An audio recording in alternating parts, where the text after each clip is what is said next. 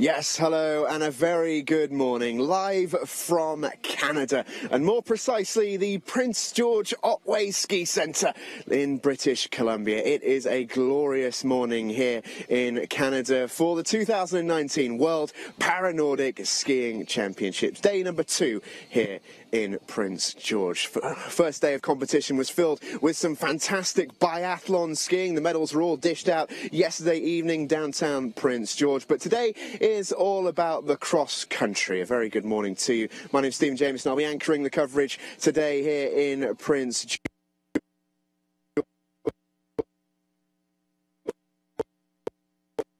And here at this wonderful venue, it really is fantastic and beautiful to look at. To tell you a little bit more about it is a Prince George native himself. Jasper McKenzie is a fantastic biathlete in his own right, and he went behind the scenes here in Prince George. So this event is a BC Cup, so it's people from all ages, kids as young as 7 or 8 years old.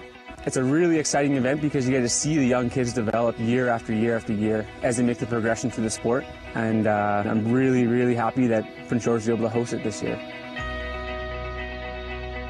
The track here at Otway is a phenomenal race course. It's really, really world class. The tracks are nice and wide, 30-point range, which is unique, a really high caliber shooting facility. And as well as all the race trails are lit, which allows you to train after your school hours, after 4 o'clock when it's dark in the evening. You can train on world-class facilities even at night. I'm really happy to have this kind of facility up here, and to be able to train here and race here is amazing. It really is a beautiful setting, isn't it, for the World Championships? And we've got cameras stationed all the way around the course. You will see it in all of its beauty. It's almost time to go to the racing. Reminder to follow us on social media. We are at Paranordic. Use the hashtag Paranordic as well. It's freezing conditions here in Canada. The cold snap that has gripped most of North America for the last few weeks has not escaped us here in British Columbia. It was minus 25 when most of the athletes landed a few days ago. It's since hotted up to a quite balmy minus 15 currently, but the conditions on the snow are absolutely perfect for cross-country skiing, which is the order of the day on day 2 of these World Championships. Take you through all the action is our race commentator. He's Alan March. Well, indeed, thank you very much to Stephen Jameson. As he said, if you want to get in touch with us, you can do. Hashtag Paranordic is what you need. If you're going to send any messages via any of the social media streams, use hashtag Paranordic. Yet once again, thank you very much for joining us. Day 2 here of these championships, and we are looking forward to just as good an action as we had yesterday. The weather has dropped significantly again. It was around about minus 8, minus 9 most parts of yesterday, minus 15 this morning. The athletes themselves will be prepared. They've got plenty of layers, hats and snoods alike.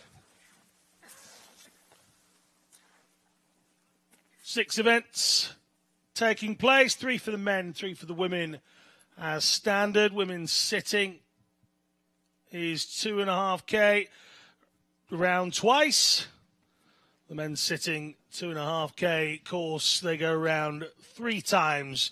That steps up for the men's VI and men's standing events, 4 laps of the 2.5 kilometre course. The VI both do 3 laps of the course as well. No need to worry about the shooting range. It's all about the cross-country this time around, and a discipline that was first introduced to the Paralympic program in 1976.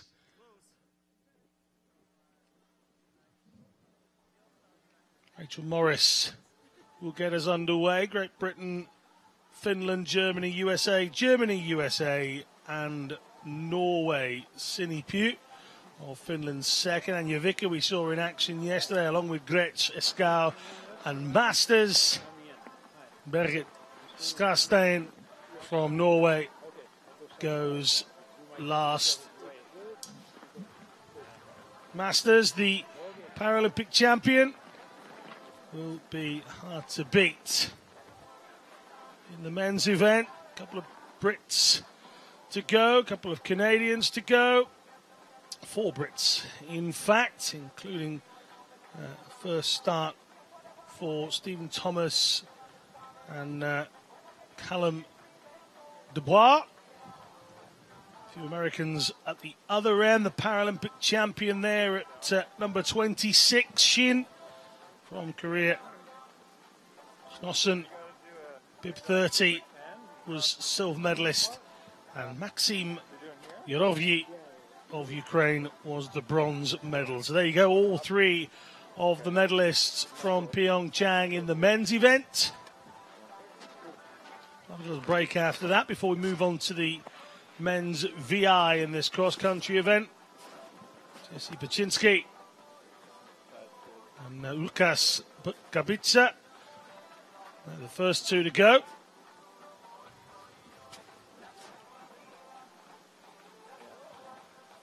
We have Holub, gold medalist yesterday, Erik Bay and Sebastian Modin from Norway and Sweden respectively.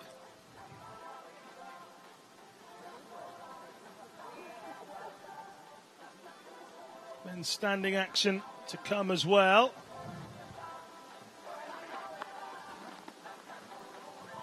Two athletes from Mongolia competing here on day number 2.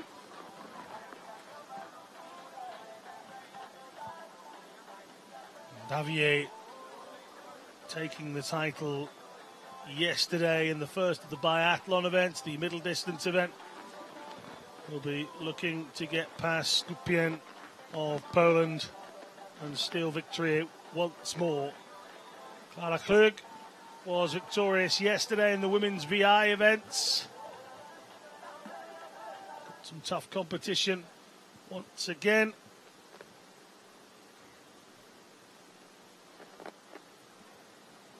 Women's standing events, the experienced Mamuka Dekajima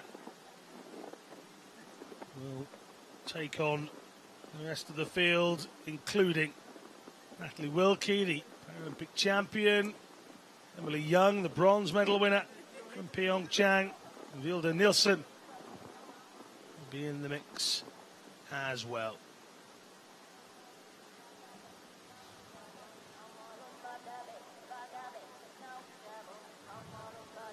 So again, thank you very much for joining us here on day number 2. A lot of people with some very positive feedback for the coverage of day number 1. So thank you to all of those that tuned in and listened to the action. Hopefully you are warmer than our volunteers. They're all there in their Caledonia Nordic Ski Club coats and hats. I'm assuming they were given those and didn't have to pay for them, but every single volunteer is here with one of them on, keeping themselves nice and toasty at the side of the course. But wherever you are in the world watching this coverage, it is a huge thank you from not only the local organising committee, but of course the World Para Nordic Skiing Team, as well as the IPC. We have been waiting for the start of racing on day 2. See those hats and coats. Thank you very much to a lady called Kim that sorted out our host Stephen Jameson with a coat and a hat. He wanted to be part of the team, and he is now. He looks the part. I will say that I didn't get a hat. Just going to mention that, which is a shameless plug. I am aware. Number 1 is how we always start, and that's Rachel Morris getting ready, just keeping herself warm at the start line. Momentarily, she'll be asked to come forward. And the 39-year-old from Guildford, originally, now lives in Farnham.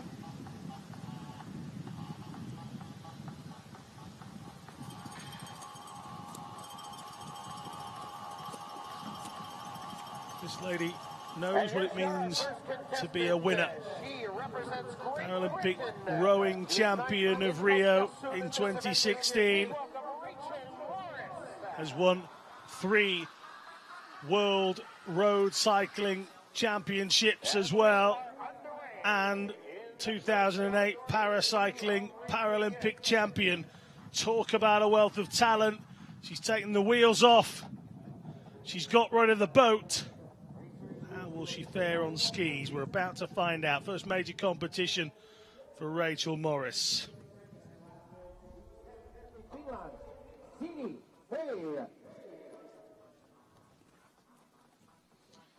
Now this is Sini Pierre. Third World Championships for the 26-year-old Finn. Lives in Rovaniemi. Debuted back in 2012.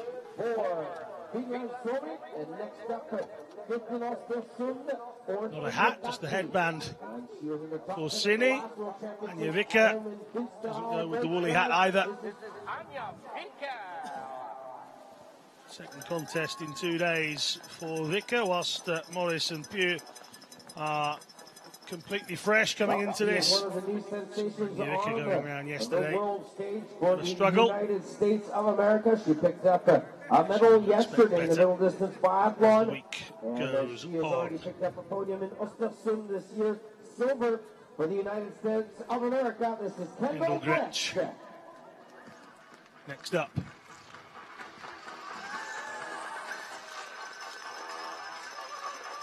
American put in a shift yesterday. And our next athlete, goes again. To Andrea Escal, experienced German athlete. 47 now. She's very much the oldest in this competition, but please don't count her out because of that. This lady has 12 paracycling gold medals to her name since 2006. World Championships have just been a mecca of gold medals for her. Oksana Masters, penultimate athlete to leave the start gate. Four-time world champion, 29-year-old, goes in search of another.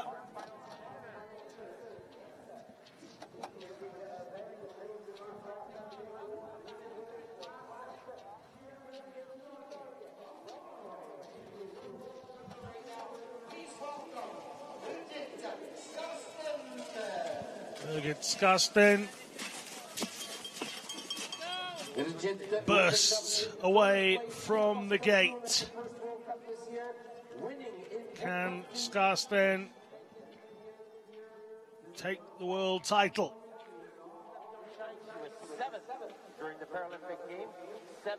Three-time world champion in rowing.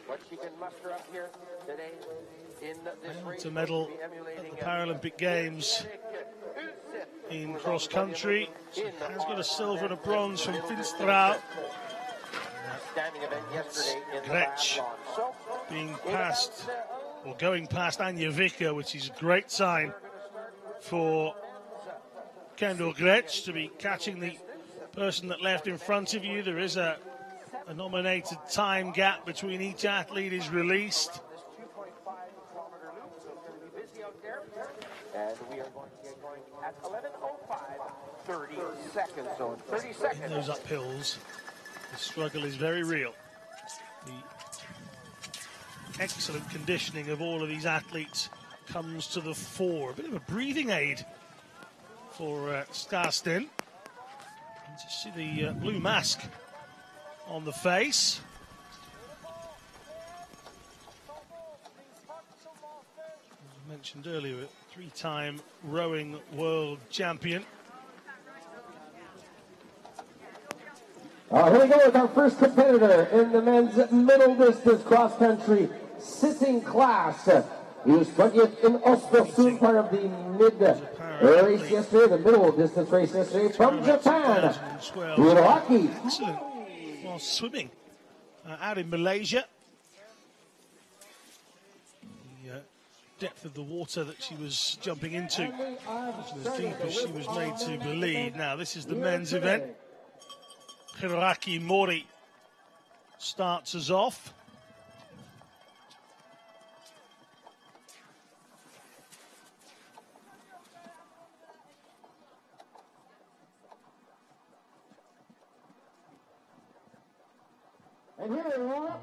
Mori, the first to start his journey. Men's event in the sitting category, slightly longer. This is Ethan Hess, debut World Championships. He went to Pyeongchang. He's still just 19 and from Vancouver, which if you have done the flight from Vancouver to Prince George, you will know it's a 50-minute jaunt, which in a country of this size is pretty much nothing. Plenty of people from Vancouver watching yesterday. I'm sure they're here in front of their TVs or devices watching on again.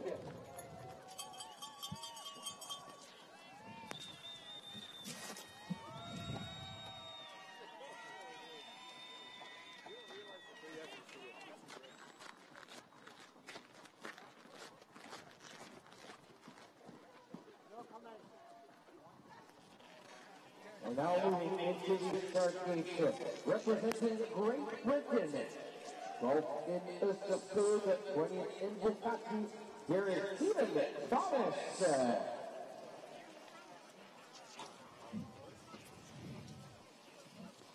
Callum Dubois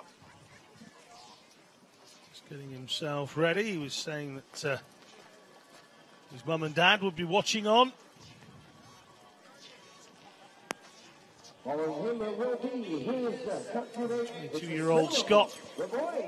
Dad Richard didn't tell us his mum's name, so hello, Mum Dubois.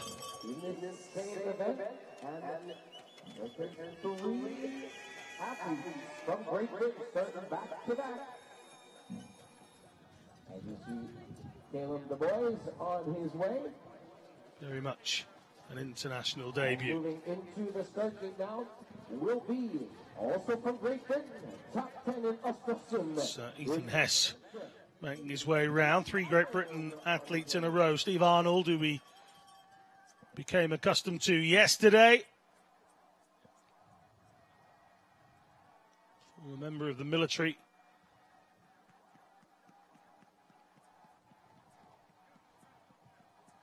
Now putting that conditioning and strength into the Nordic world. Sergei Usotsev.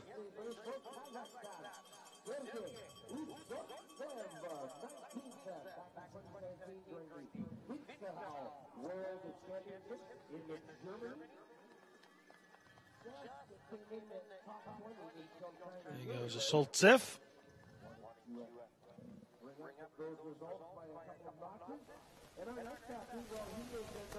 One of 2 Kazakhstan athletes go.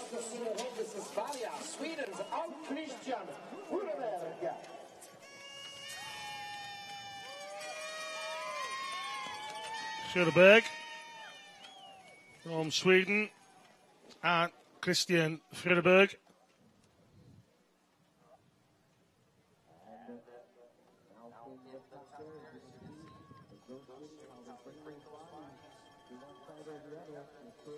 This is Kamil Rosiek.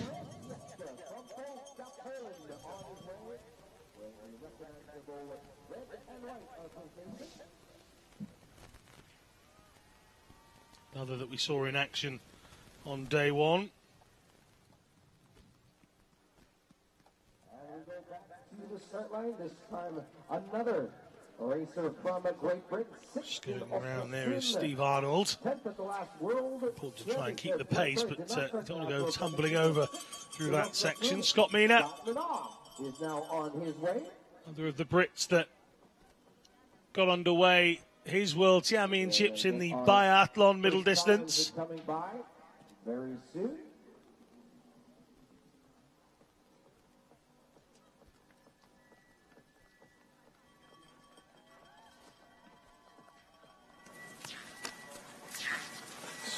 Naoki Mori going into an uphill section. This is Denis Petrenko.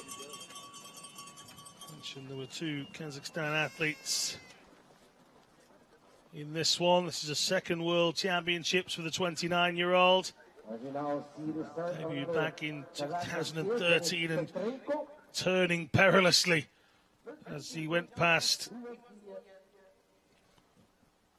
one of the female athletes, Dmitry Loban from Belarus. He was 10th in Pyeongchang. He is the defending silver medalist.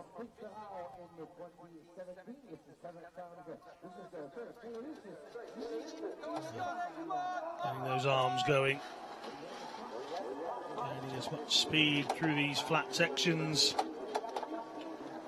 as possible.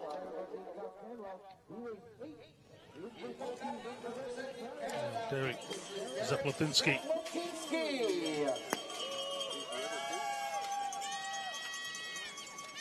The volunteers around the course are Canadian, so he'll find himself with a smattering of applause in all areas, and he and Andrei Eska making friends there around that bend. This is Vasyl Kravchuk from Ukraine.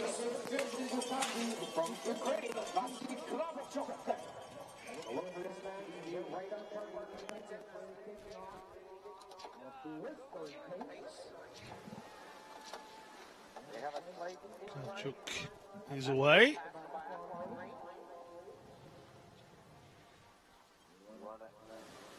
Easy on those arms as we have a shot now on the big screen of Petrenko. Petrenko. Martin Flag.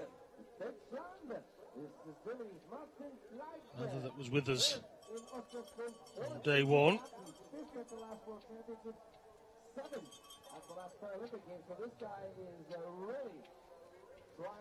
Flag going past compatriot Anya Vika in the women's race.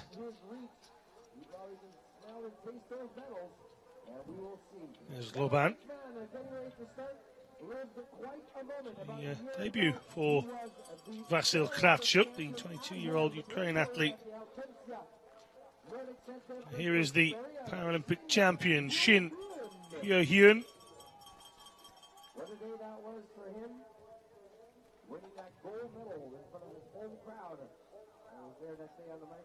His tremendous upper body strength, winning him that title less than a year ago now.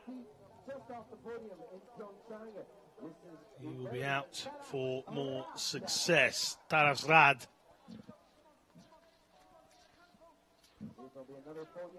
Two more to go after Taras Rad.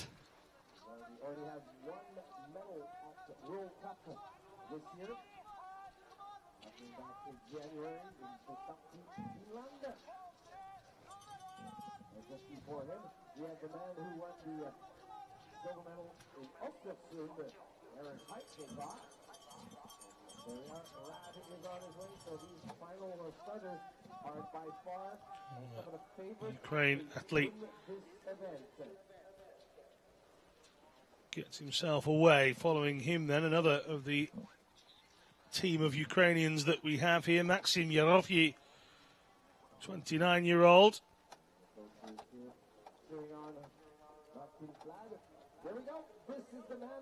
Really very successful in this sport.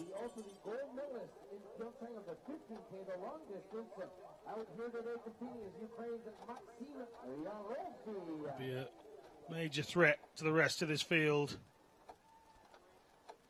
And our final starter of the day, 9 years old, Yarovyi.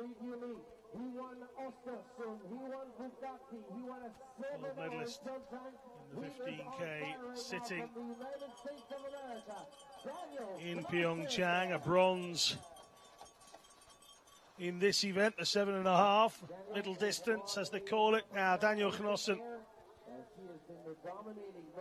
silver medalist from Pyeongchang. We've already had the gold medalist out on course. Knosson follows the bronze medalist, so all three of the Paralympic medalists are here to compete at these World Championships. It is the second biggest event. Denis Petrenko grinding his way through the course. Slipping and sliding through that section goes Usoltsev, the second of the Kazakhstani athletes.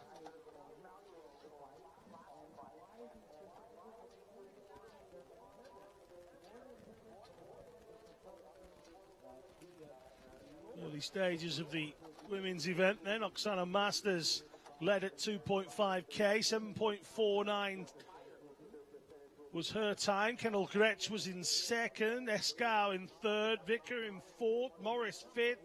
Pugh was down in sixth position. We are still waiting for the confirmed 2.5 kilometer time for Skarsten. That will be his final time. Why do they do that? It is to create a level playing field. Sure. Everybody, a very big effect on the standings. As you say, these classifications are scientific and are also very fair when it comes Ethan to Hess, athletes in one book. sporting class. We don't use categories in three Canadians in this, along with Derek Zapotinsky. Martin Flag. So there you are, just a little bit of para sports 101, and we are underway here. Day number 2 of the World Nordic Skiing Championships here in Prince George, British Columbia. We'll be feeding you the results as we come through here. Number 15, being chased by Steve Arnold. Number 16.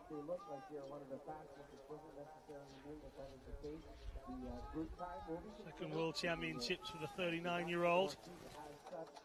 The percentage of their sporting class missed out on the Summer Paralympics in 2016. Trying out at hand cycling for that. Now into his second World Championships.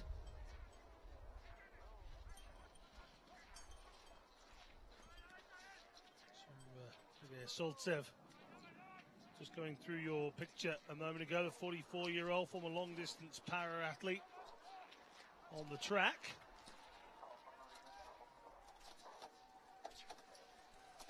When asked why he does para-Nordic and long-distance track events, he said, I just love the endurance work side of it. 44 now. Won't get any easier for him. But, still has that love.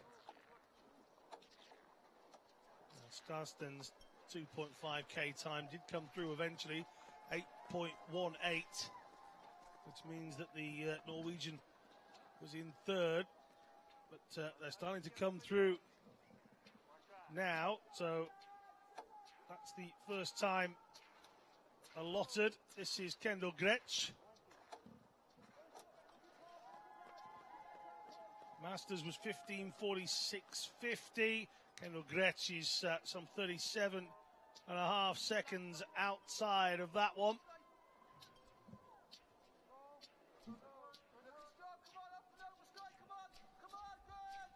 We'll wait for the third athlete to enter the home straight, if you will.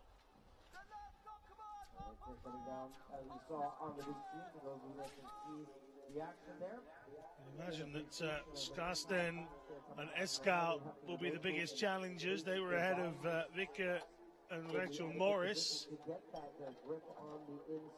Men's event still very much in the earlier stages. It's Eskau. She's also a gold medalist at the Paralympic Games in cycling, paracycling. One of our men's competitors, Scott Minogue, probably right now the best para-Nordic skier from the UK. For the ladies to start their finish. This is Andrea Eskau coming in towards the finishing section. Then I can see it in the distance out of my window. She's going to take a slight left. Escow into the home straight then. How will she affect the title here in our first race? Masters 15:46.5 has the lead. Kendall Gretsch was behind by some bit. 16:13 was her time. This is the German Escow. Right here, we were talking about her a few seconds ago. There she is at the multi-medalist of the Paralympic Games in paracycling and pushing towards the line. Escow gets there. Wait for the confirmed time to come through. Oh, 0.57 the difference. 15:47.07. And the experienced Escow misses out by half a second now. Will we have a Norwegian on the podium here? We will have an American. We will have a German. Can Skarstein get in front? Escow's time has been amended on my screen. I'll have to come back to you on that one because it looks a little out of place. Skarstein is well inside, so I think we'll have to wait to see what these official times are. Our real-time time of 18:02.6, but with the factory, brings her to 17:46.8, so she just squeaked by Andrea Escow in the third place. So it's Masters, Gretsch, Skarstein right now, with two more athletes. And still to come, we have Rachel Morris from Great Britain and Sini Pierre from Finland, Suomi.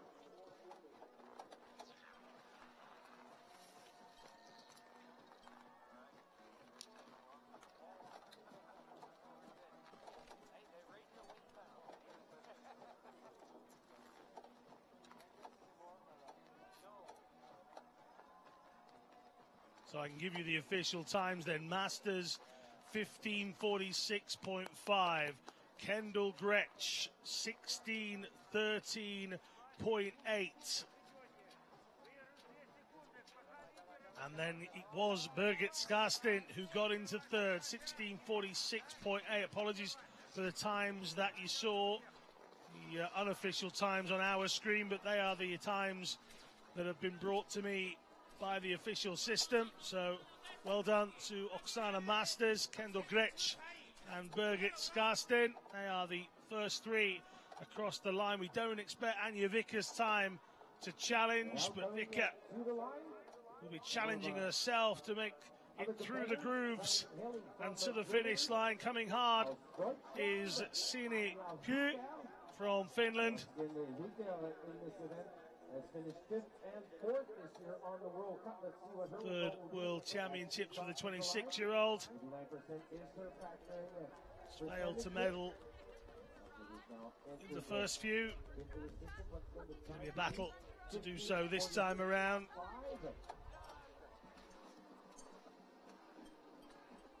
And coming in is Sini Pierre, also for Suomi, Finland.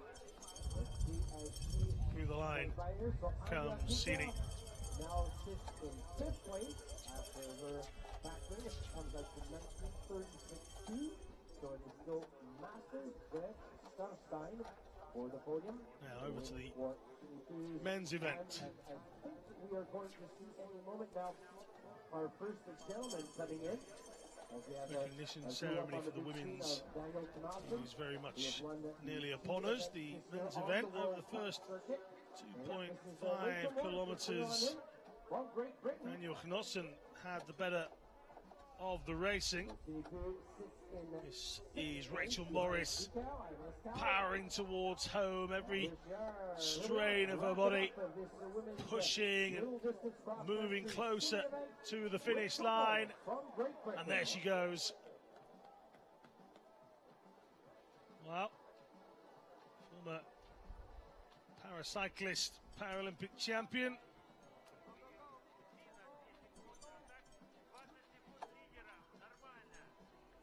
So our first athletes are going by in the men's event, completing their second lap of 3. Looking down our results here, our fastest lap belongs to Daniel Knossen in 7:29. Karasrad did it in 7:33. And looking to be battling for third place right now. This is after one lap of 3. Is the Paralympic champion, Shin Hui-Kun. And for those of you that were in Pyeongchang last year, or who watched it, what a moment that was for Mr. Shin. He literally became the rock star of those Paralympic Games, a hometown hero. And he won, didn't steal that victory, believe you me, he worked hard for it.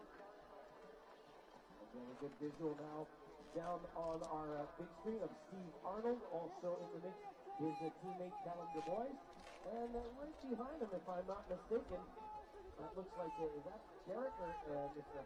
Hess? That might be Ethan Hess. Yeah, it's Ethan Hess, the Canadian. So he's just been passed by DuBois and Arnold. Don't forget, there are 30-second intervals between our athletes. And the fastest time to date right now on the second lap belongs to Scott Manoff.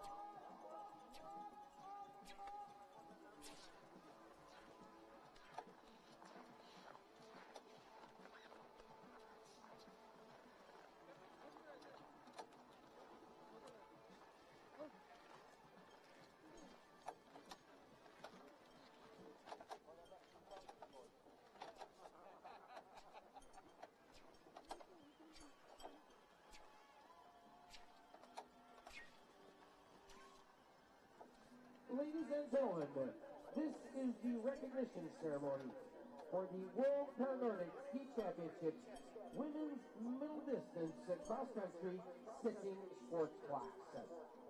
In the third place, representing Norway, Birgit Skarstein. In second place, representing the United States of America, Kendall Gretsch. Join the recognition ceremony then. The right-hand side of your screen is Birgit Skarstein, bronze medal at these World Championships. Silver goes to Kendall Gretsch. And then Oksana Masters takes the title, so it's a good start to the week for Oksana Masters.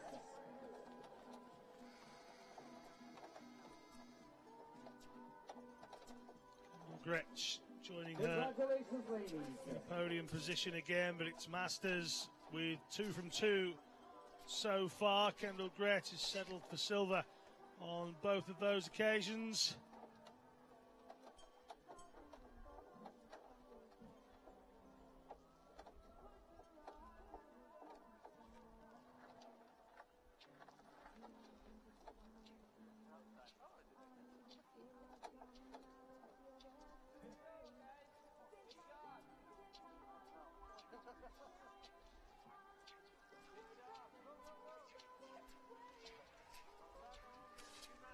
Masters taking the women's event fairly comfortably in the end, over 28 seconds clear of Kendall Gretsch. And Birgit Skarstein in third. Well, we can go over to Stephen Jameson in a matter of moments. He's going to be with our race winner. But let's go over to him. He's with Oksana Masters.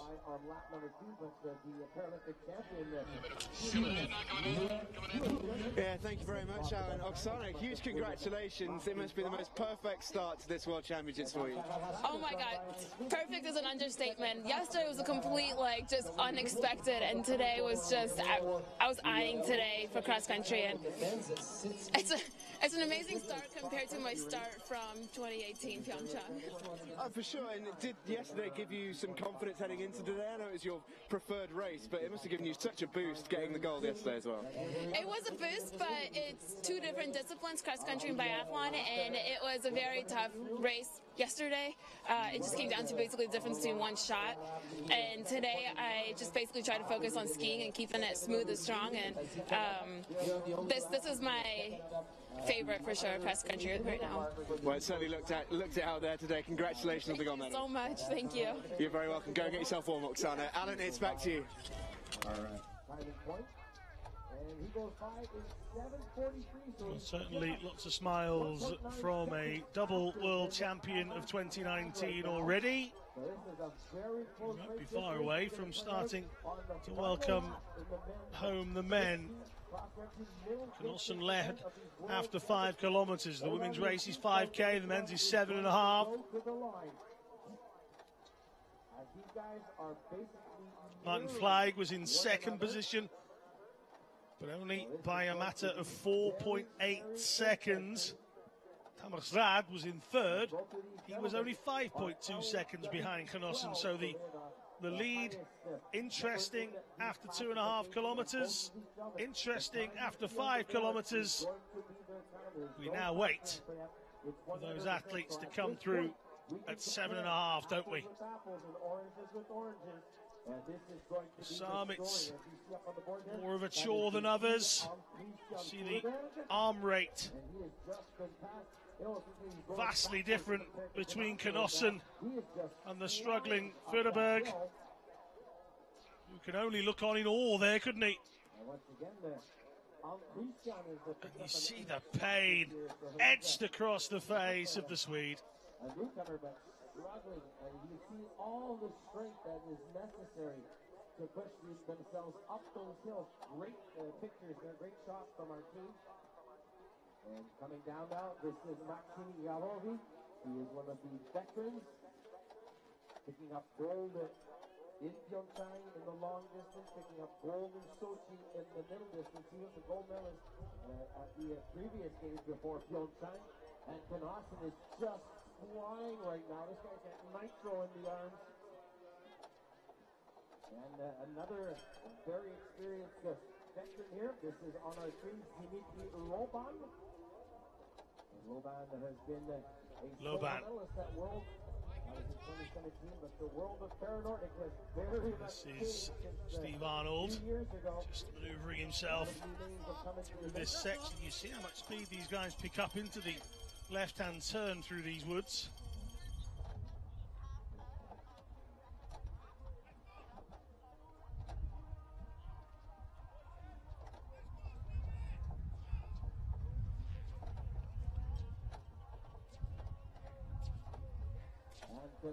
Look at the power. Knudsen, right there. the world leader as it stands coming into this event. So the battle between bench number 30, Knudsen, and 28, Taras Rad, is in motion. And looking at now they start to come through towards the finish line. You wait for one and several appear. There's 3 of them in a line coming in. The first will be Stevie Arnold.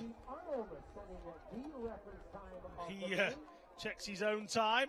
We'll try and bring you the official one for Steve Arnold in a matter of moments. Arnold is just crossing the line there in front of the boys right there. There's Dubois coming home as well. He's relieved to have made that. Bit of pain for Saltsev as well. Wow.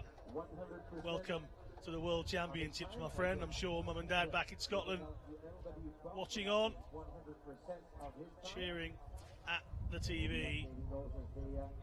On our board here. Now our next athletes coming in will be now Scott Mina, fourth of the Brits to come through. That's Ethan Hess as well. Mina gets through. Ethan Hess coming towards the line at the moment. Saltsev appears to have the quickest of the times, 25:08.6. Again, these are all unconfirmed.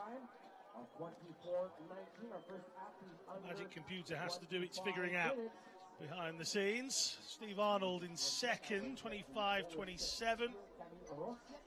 Dubois' time, for those eagerly awaiting that, 26:12. Mina, 24:19. He's ahead of Kamil Rosiek, 25:05. That's Mori still out on the course. He was the first to go and isn't getting any easier for him. An arms folded moment in the downhill. That's Yarovyi. Yarovyi, bronze medalist from Pyeongchang. A few more start to enter the home straight again. So it's Mina from Rosiek from Usoltsev at the moment, but that is just a small number of finishing times. Ethan Hess for the Canadians, 28:23. That's his official time. In comes Dmitry Loban from Belarus. 24:51.8. He's only the second most year to come in under 25 inches. Side by side here. It's Kravchuk and Taras Rad, which would put Taras Rad well ahead of Kravchuk. Powering into the home straight comes Shin, the Paralympic champion. This will put a big dent in the times that have gone before already. Behind him, Martin Feig, unable to keep up with the power and speed of Shin. Through the line he comes then.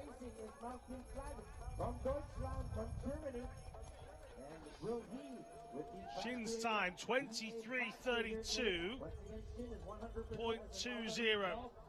Gonna wait for Martin Feig's time to come up. So he will be at 95% of his time. And Martin Feig is now surpassed Shin, but here comes coming through here is Taras Rad. This will be a quick finish and a quick time, I'd expect. Now at the moment, Martin Feig's time is showing as the quickest, 22:55. That's huge from the German. Shin in second. 22:55 is his factory time. Taras Rad has just come in second. And it looks like the Paralympic champion might have been knocked off the podium here. Kravchuk and Rad are in third and second as it stands then. 22:55 for Martin Feig. 23:01 for Taras Rad. Vasil Kravchuk 23:19, which means he's in front of Shin, who's just in front of Scott Mina. Zaplotinsky comes in, fourth place. Zaplotinsky just missing out on the podium, it would appear. Changing all the time. The format of this competition just keeps you guessing right to the very end. Zaplotinsky in fourth position. Knosson has just come through. How will that affect the standings? Second for Daniel Knosson, 22:58. Team Sport finishing his race. 53 years old.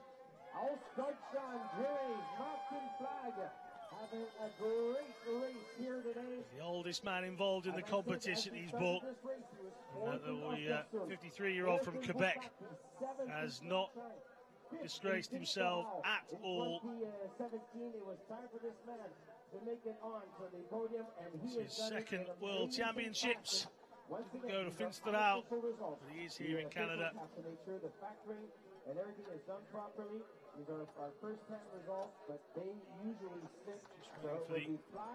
A few official times to make their way onto our screens. We've still got 3 or 4 athletes out on the course, is my understanding. The hugs taking place. Martin Feig is one of those athletes. Yarovyi still racing away. And looking back here, I don't think it's going to be the Feig, 22:55.8. Daniel Knosson, 22.58. Taras Rad, 23.01. Germany, USA, and Ukraine. Pretty much, if I look at his last 1 and 2, he's not in the mix. He smiles. Off the course. 3 athletes to come. 2 athletes will start to come in. It's certainly not been Maxim Yarovyi's day. He's still out there. So too is Furberg. This is Hiroaki Mori.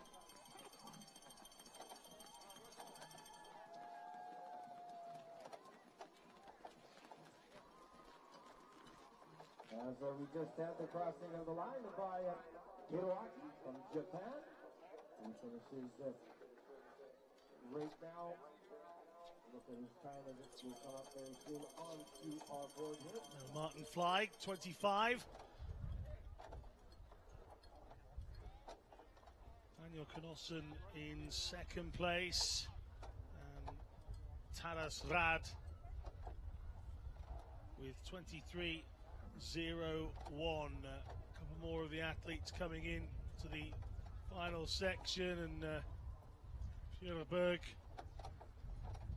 just struggling with what appears to be a little bit of debris on the course. One of the volunteers just wandering in behind him. He's got his some straps hanging back as well. I think Fjöreberg, not only has he suffered, I think maybe his sit ski isn't in the best of condition. He keeps catching that strapping. In fact, that's torn off as well. So all in all, one to write off here for Arndt Christian Fjöreberg.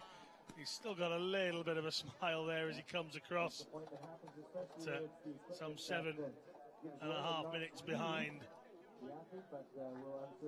the leaders. Again, and looking now for our Fjöreberg gets through. In the past, a Paralympic gold medalist, and he is on his way here. Wasn't really his Mina, day. If you look at some of these lap times. 7th position at the World Championships.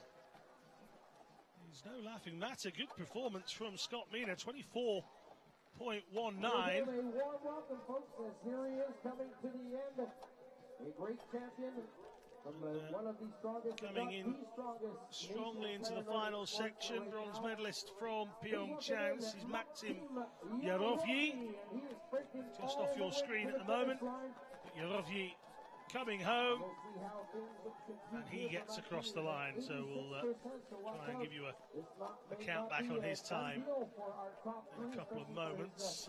In fact, Yarovyi comes in 7th position then, 24.03. So Scott Mina gets knocked down by just the one place. Two athletes with no times. In the end, 18 coming home on the scheduled 20.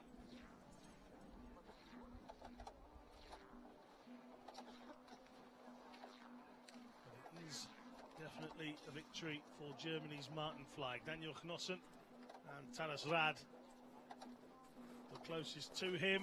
Gap in the end, Fleig and Knosson 3 seconds exactly, which over 7.5 kilometres really isn't that much at all, is it really? Taras Rad was 5 seconds back, so it really was a dance between the top three, but it was Fleig who overcame the rest of this field to take the World Championship cross-country gold on day number 2. Taras Rad just waving and being applauded by the crowd. On the right-hand side of your picture, he got the bronze medal for Ukraine. That man there, Daniel Knosson, has had plenty of success in the last 12 months or so in Pyeongchang, and now here at these World Championships as well. But neither Knosson or Rad could do anything to stop Martin Fleig. As close as they got, Fleig held on for the win. 22.55 was the time.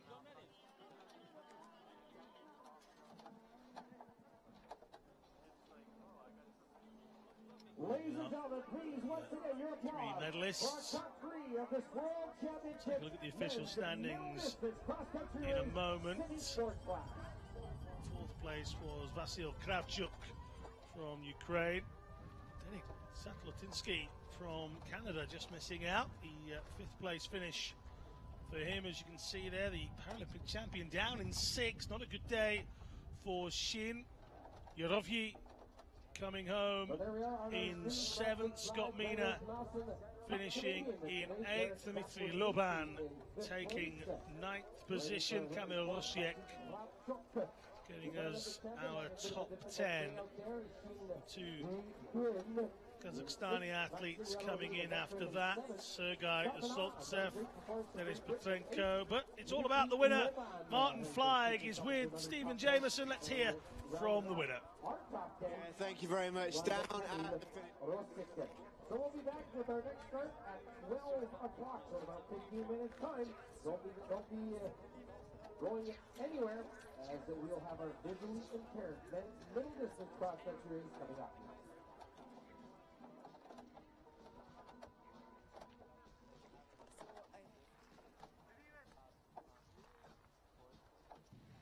So apologies for the technical issue there. We'll hopefully get back to Martin Fleig in a matter of moments, but the German athlete does indeed take it from Henossen and Rad. Don't forget, we've still got the men's VI and standing events to come. We'll then have the women's VI and standing events as well, so plenty of world-class athletes still to come here on day number 2 of the World Para-Nordic Skiing Championships.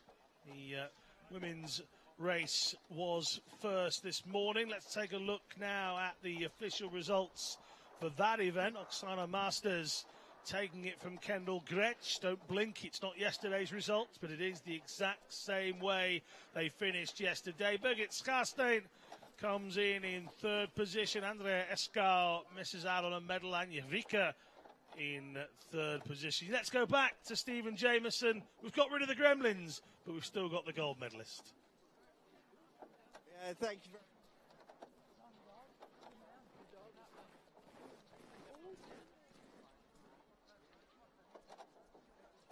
you feel? Yeah, that's right. I can't believe it. I just known that I had so much anger in my stomach because of the race yesterday. I was so bad at the shooting range, and I had so much anger in myself to push it hard on the track today. So I felt I felt good on the first round, but I I thought to myself, you can't do it for 3 rounds. But I tried to give my best, and yeah, it's awesome what happened right now. Can you describe your emotions at that one moment that you were told that you were the champion, because it seemed to completely take over you? Yeah, as I said, it's just amazing. I can't believe this, and it's an awesome feeling. And I want to thank all the technical staff of our team. We had perfect ski today, and I'm very, very happy and proud of ourselves. And I'm proud of our team. And yeah, I'm just happy.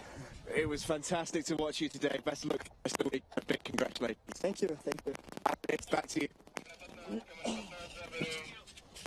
Another happy winner on day number 2. Well, don't forget, still plenty more action to come here on day number 2 of the World Para-Nordic Skiing Championships. If you want to get in touch with us, hashtag Para-Nordic is how you do that on all of our social media channels, Facebook, Instagram and Twitter. Keep watching. We'll be back with you in around about 10 minutes' time.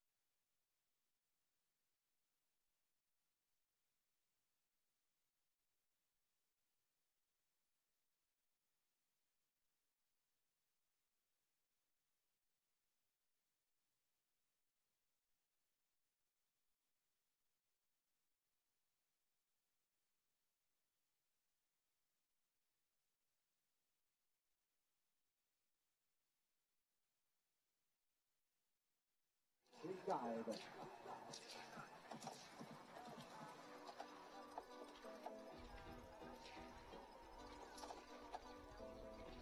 Et notre cinquième duo, cette fois-ci, il nous vient de la France. La France qui a connu énormément de succès dans le monde nordique hier en biathlon, en ski de fond et ici même au championnat du monde. On aura Thomas Dubois et son guide Bastien Sauvage. There they go for France. France winning the first and also placing third in the biathlon World Cup yesterday. He got a third place in the cross-country sprint event in Cogni, Italy. Here picked up a world championship with Benjamin Devier and a bronze medal for Michel Alson yesterday. So a very big day for France in the Nordic world yesterday. And we're getting ready for our next duel. This will be from Polska, Poland. Wiktor Gabowski and his guide Jakub Pawłowski.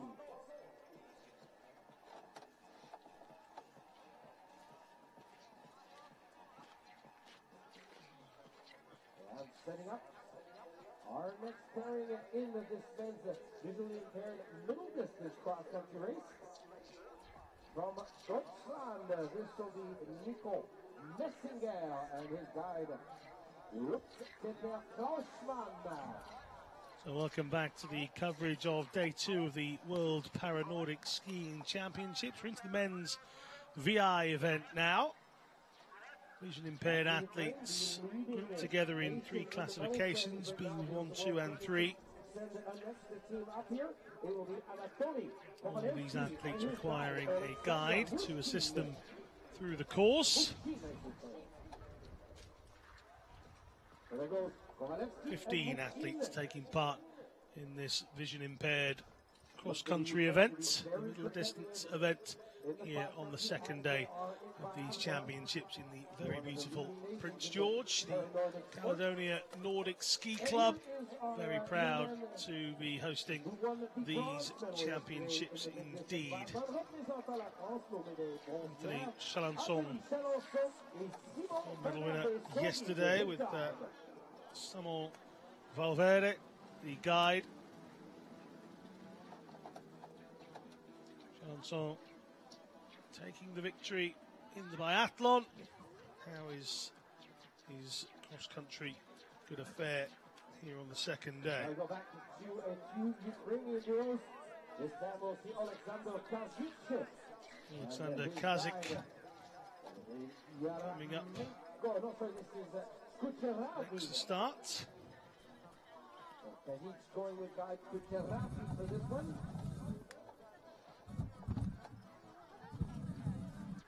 He will be followed by his Kazik, a double silver medal winner from the Pyeongchang Winter Paralympic Games.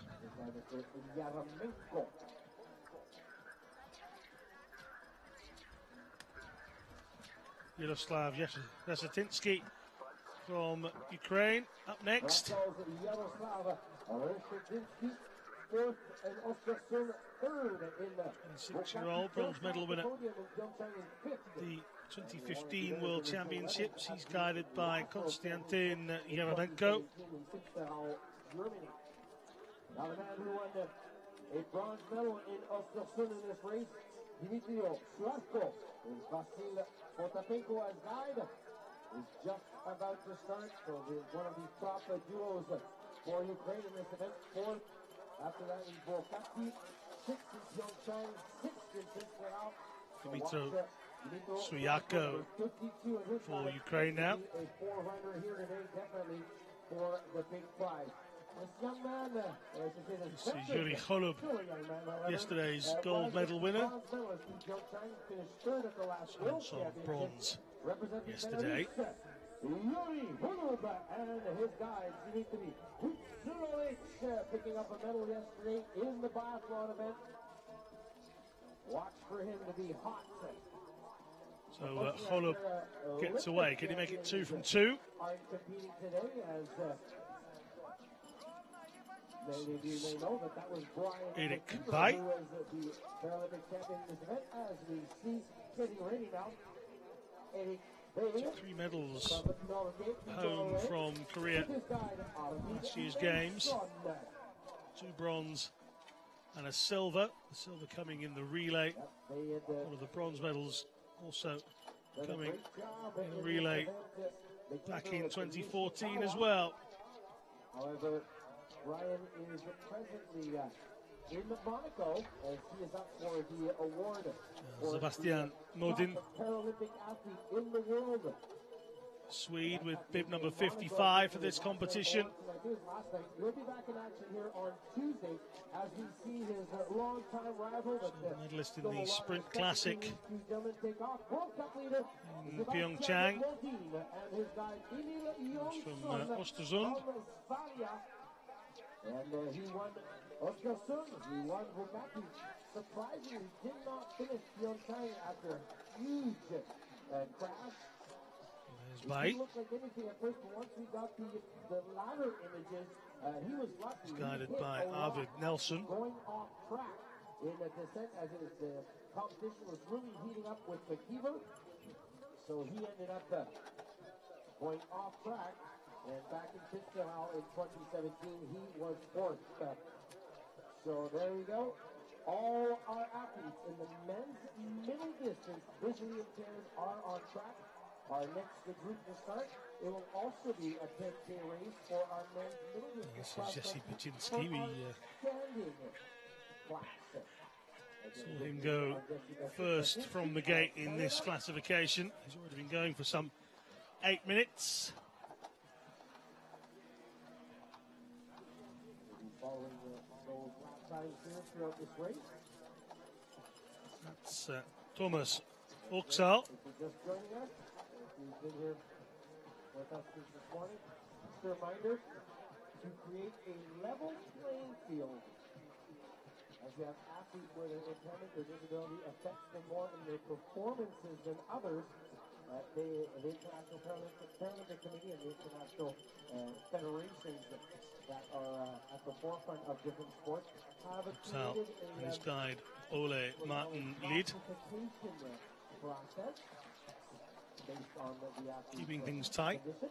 And in some sports, every big event, there will be a classification review or a reclassification in the case of athletes that have degenerative diseases. And you'll see that often in athletes being in Garabowski. one event, either go up or go down. So that is happening. Poland. The up ranking is usually with new athletes that they're classified, they're evaluated. Twardowski is the guide for Garabowski. Bumped up a class or two, usually one. And however, when it comes to degenerative diseases, they would be of the muscular type, neurological type, or even when it comes to coverage in the early stages here on the course. Especially when it comes to summer sports, they have to be reevaluated, and we classify them in a set registering their class. first lots of times. Kotkin went through at 7:12, so that's a good time from him. Kubica went through at 7:44. Baczynski went through at 7:45. In our previous races What? that we saw a minute ago, or just finishing up a while ago. This, apologies for early, Anthony Chalanson took the bronze, of course, yesterday. He's the other vision impaired athlete here. And it will be the same thing here in our blind and visually impaired category, where our top athletes, for example, Holub and Bai, are what we call a T3, so a higher number. They have 100% of their time, but if you go to athletes like Chalanson or Kazik, who are T1, a lower class, their percentage is also lower at 88. For this some of the ways 8 minutes, so again, just waiting for times to come through. Because you couldn't have a race for a world championship between two athletes, for example, Holub and Bai, who are at 100%, or Messinger and Kovalevsky that are at Kovalevsky 99%. So we think these bigger fields, level playing field, trying to make as much speed as possible. This is Messinger. You have that final time that has the factors, but it's almost instantaneously done now with all the computer information 4-year-old with his guide, Lutz Klausmann. In a bit of a nutshell, how we go about this. So our fastest athlete through that first lap at this point has been Deutschland's Germany's Nico Messia. Suyako. Reshetitsky and Surasko have gone by faster. Number Surasko is 51 actually belongs to Reshetitsky, though. 15 seconds compared to Reshetitsky that have, and Messi have competed in 6:39 on 6 minutes 39 seconds. Here is yesterday's bronze medal winner. This is Chalençon.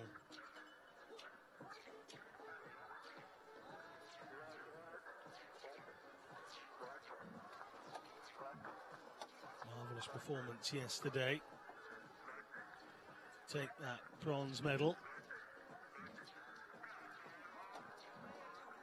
There's no stopping this man, Yuri Holub. Was on a flyer in that middle distance biathlon. Now this is Suyako.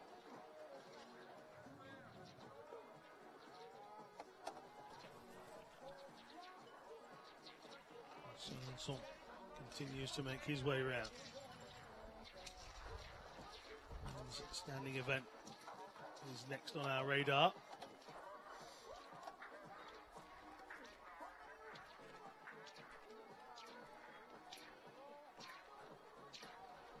Well, still our fastest athlete through that first lap has been Nico Surasko. The veteran Yuri Holub has gone by in 6:16, is 1 second slower than Surasko. Reshetitsky is in third at 6:39 after lap 1 of by now. Coming up to his first 7 minutes. As we have been doing, we'll have our recognition ceremony right here in the middle of our playing field after each event. As for Holub, 7.5 minutes have gone by in his quest for this title. Where our dignitaries will be presenting the medals officially tonight, so all the crowd that weren't able to be out here during the day, well, at least to get This is Eric Bay. And let's celebrate here at Prince George, the best Nordic athletes in the world medals are here competing. From the Paralympics have passed the Sprint Classic. His only individual medal, that bronze.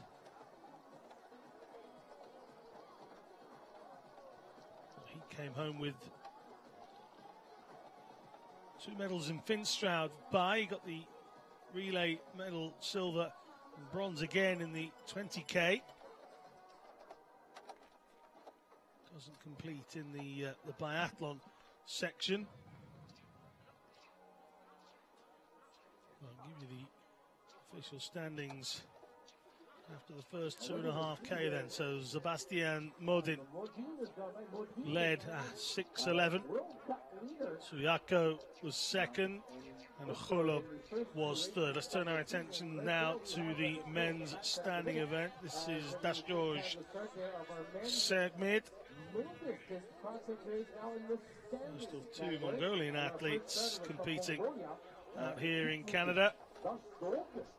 Segmid bursts away through the opening stages. Just the final preparations to the glove for Pavlo Tril from Ukraine. There goes Pavlo. We have to stay back to our visually impaired category. The winner of the 2 World Cups this year and one of the top athletes, Sebastian Modin, has just gone by almost 45 seconds slower than Surasko. So the Ukrainians, once again, are on fire. And here we go to our next athlete from Southern Ontario. This is Canada's Kyle Barber. Kyle Barber getting a big introduction. And there goes Kyle, also taking part in the mid-distance biathlon race. In the relay team, Pyeongchang, 27-year-old from Ontario. Don't separate biathlon and cross country. However, it is the choice of the athletes and coaches to take part in both events. So some of our athletes coming through here on lap number 2 of 4. We already have a time for Matt Keenan, who beats up and Baczynski, and so does Oksel going by here.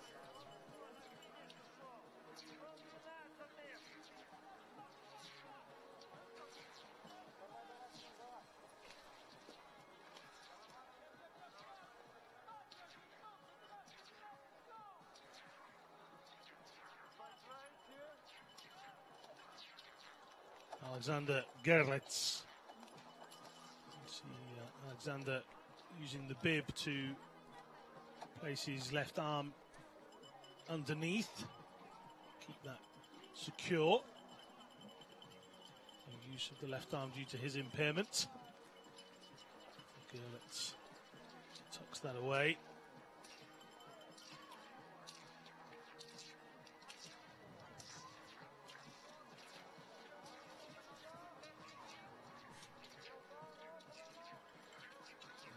Poor Gerlitz, who was after a road accident happening back in 2011. This is Romaniuk from Ukraine. Back to our starters is Serhii Romanov, just taken off.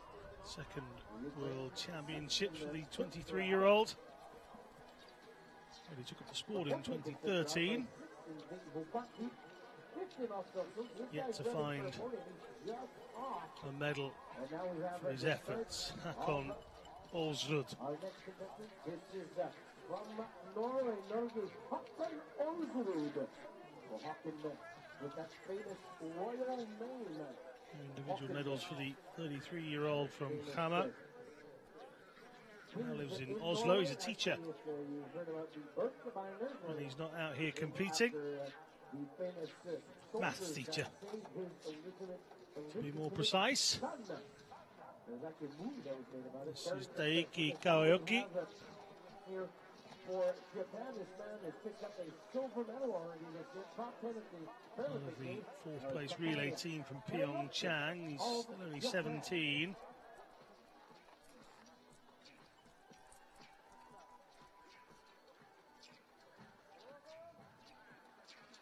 Mark Ahrens.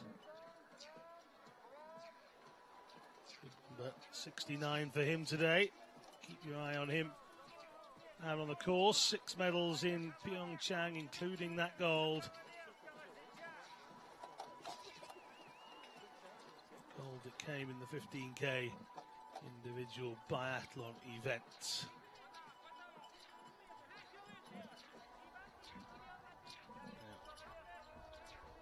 Wovchinski from Ukraine. Grigory Wovchinski. Now stepping into the start line, this man has been on fire this year. First in Australia. 11 world champion, the 30-year-old now. Took that 15K biathlon event gold back in 2014. The Paralympics. His only other world championship gold came in the 12.5K back in 2011. Davier got the French off to a golden start on day one. Benjamin Davier.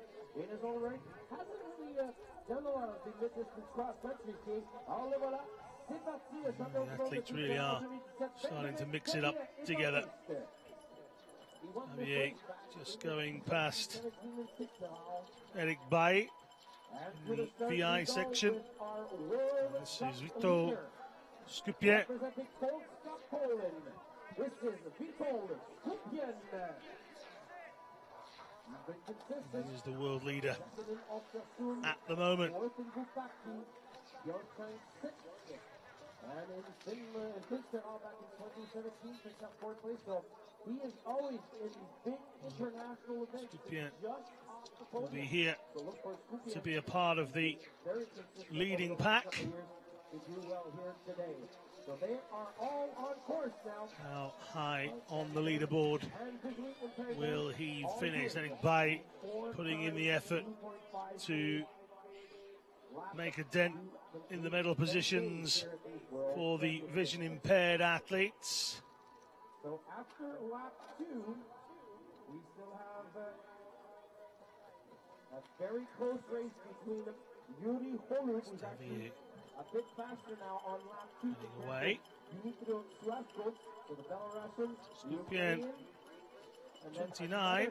Ukrainian duo right behind with Yaroslav Reshetynski. Just the silver in the sprint Reshetynski is having the battle with his in teammate, Finstrau. another Ukrainian. So right now the Ukrainians are second, third, and fourth.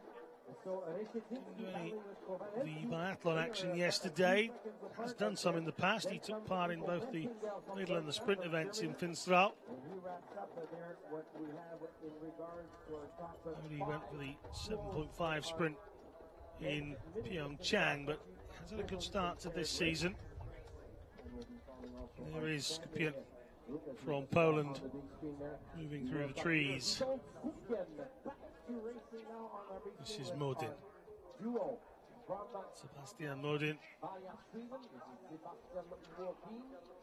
from Sweden.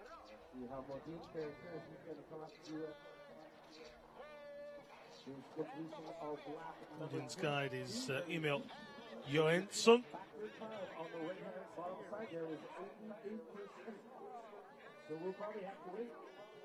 2 goals in the opening World Cup of the season. Did Modin. This makes him the world leader. Skiing since he was 13. This is one of his heroes as the mighty Swedish footballer Zlatan Ibrahimovic. So I've seen worse people listed as their heroes. Modin trying to find some of the Zlat's skills, shall we say, out there on the snow. That's Makotkin of Ukraine going through your shot, being guided by Denis Nikulin. Take a look at the updated standings for the men's VI event then. Suyako went through 5K in 12:36. He's ahead of Kholub. Chanson is up there again. We're still waiting for the 5K times of Modin and Bay, so they'll very much affect the standings. A whole train worth of people coming through the start and finish line section of the course at the moment. That's Sekhmet, Mongolia. Just the use of the ski pole in the right hand for Sekhmet.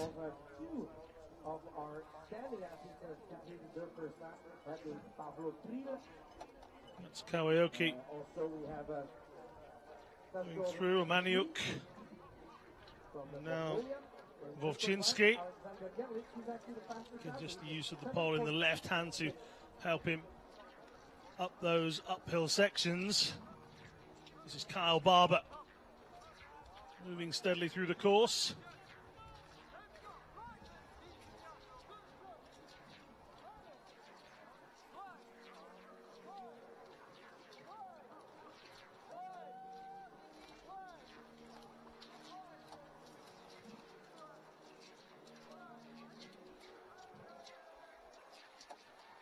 Sekhmet starts the short downhill, a chance to take a breather for some.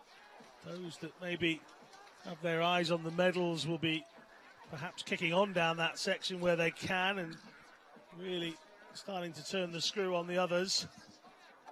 Kubica going strongly. He's some 25 minutes into his race now.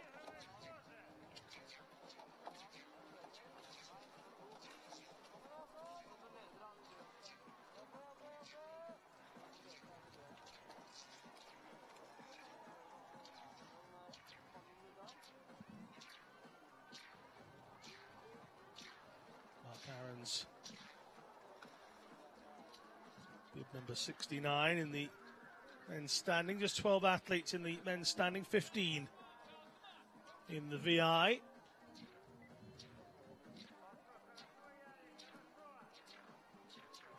Away from welcoming any of those home. This is Olsrud.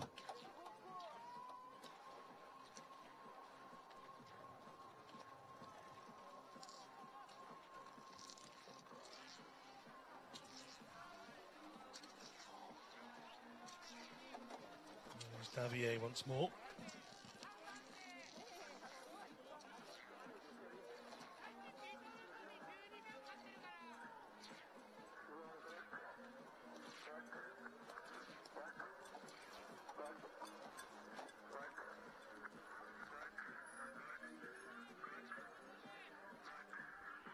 Shatinsky feeling the pace a little.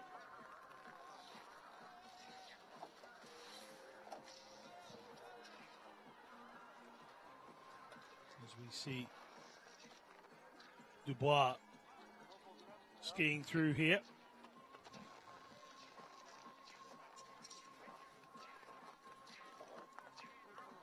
And we have a view now up on the underneath the Channel Soul, which is Davier. Can he make it 2 from 2 here at Prince George? Certainly have his work cut out. Wojcinski will be one of those. Skupien, as we've seen on the start of his World Cup campaign, means business. By closing in on a time that's good enough for a medal in the VI event as well. I don't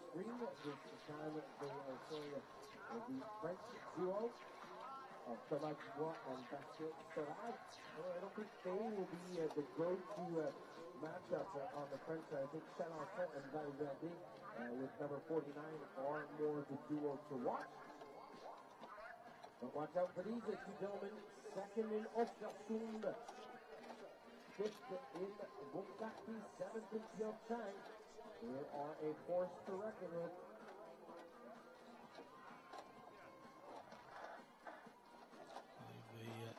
The volunteers and spectators enjoying themselves, aren't they? Might be very, very cold. Stephen Jameson was reporting that whilst the weather app says it's -15, his feels like app said it was more like -22.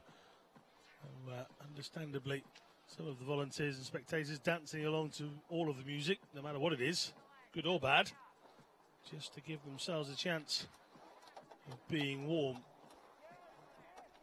Back to our World Cup leader, second ago. You feel a little bit wicked as a commentator, being wrapped up nicely inside a wooden box. From one race to the other on the big screen, this is Sebastian Modin. He's being guided by this is Modin once again following instructions of his guide, following on from Emil Johansson.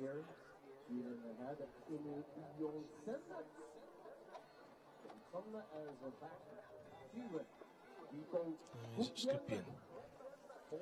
Doesn't have a great deal of medals to talk about.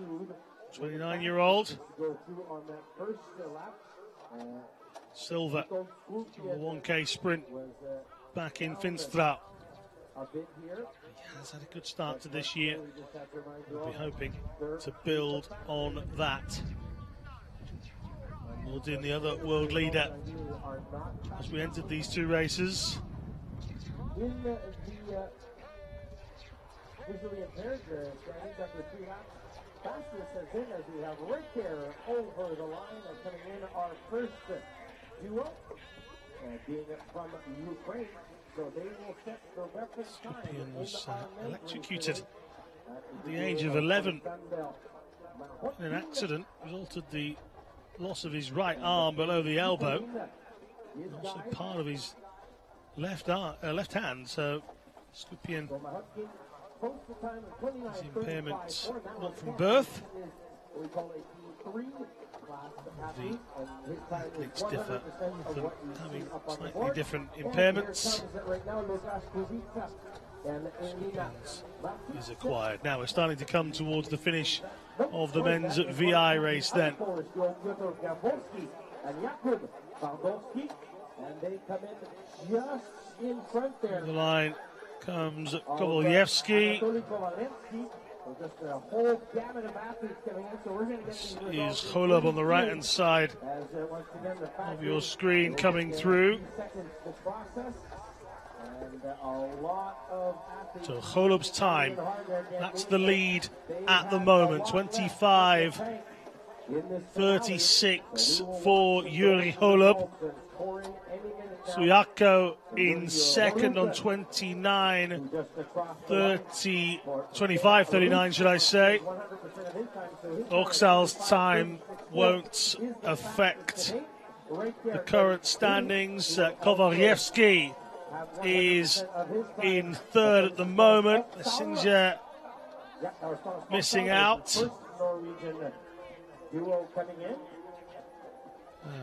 Here comes Reshetynski. He's outside of Golub, but he might have squeezed himself onto the podium. Reshetynski will wait for confirmation of that. Through comes Jesse Baczynski from Canada. Also, Kubica finishes his race. Reshetynski is in third now, 27.09. 1 minute 33 back. Suyako was just 2.9 seconds out from Yuri Golub. That's unlucky from Suyako. Chalençon still hasn't registered a time with us just yet. That might be him coming in to the home straight, actually.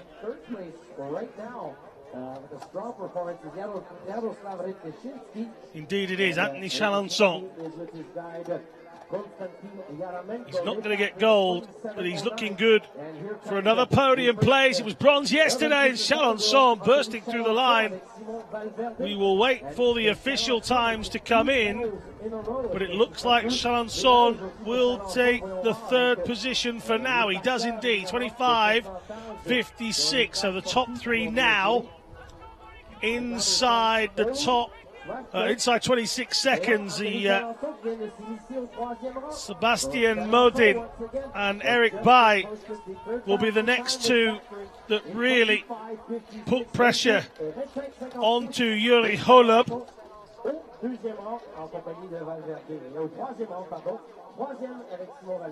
That's Batmunke of Mongolia. Now here's bib 54. This is Eric Bay. He's going to be outside top two very easily. Not sure that's going to be enough for third. No, remember Chalençon now inside 26 seconds as well. So Bay settling for what is sixth at the moment. Sweden's Modin. And here he comes. Is Kazik. The Ukrainians trying to get there. It's well, he's going to be the quickest of the Ukraine athletes, just needing the help of his own guide and the guide of Chalençon as well to avoid a collision with the Frenchman. That time from Kazik should be good enough to make him the highest of the rest of the Ukrainians outside of the top three. Suyako, of course, in second. That was a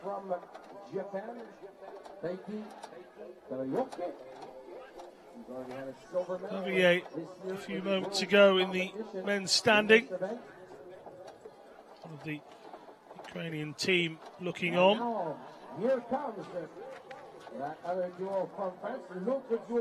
This is Dubois coming in. He's not going to affect the podium placings, but it's a first finish for Thomas Dubois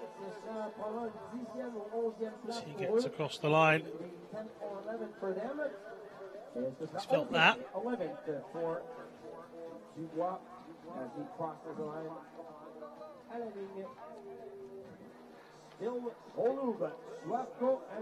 That's Carl Barber still getting himself around the course. Barber's factored time, 89%. Each athlete classified and their impairments come into play there with the factored time, meaning that it's how it affects the average running clock. Calculations done decades of figuring it out, and now everybody has that level playing field. He'll be the last athlete to cross lines from looking up the hill there. No view of him yet. A view of him, but we do have on the base street. Kyle Barber. Then the standing race right now, it's looking like tell you that Benjamin Davier was indeed the leader at 5K in the men's standing event. Lovchinski was in second and Mark Ahrens in third. Now, this is Sebastian Modin. He's also outside of the time required, so that podium doesn't change. Got to wait for it to be confirmed, and Modin goes down. He might have had a good start to the World Cup season, but the world's best are here. So Holub from Suiaco, from Chalençon, it would appear.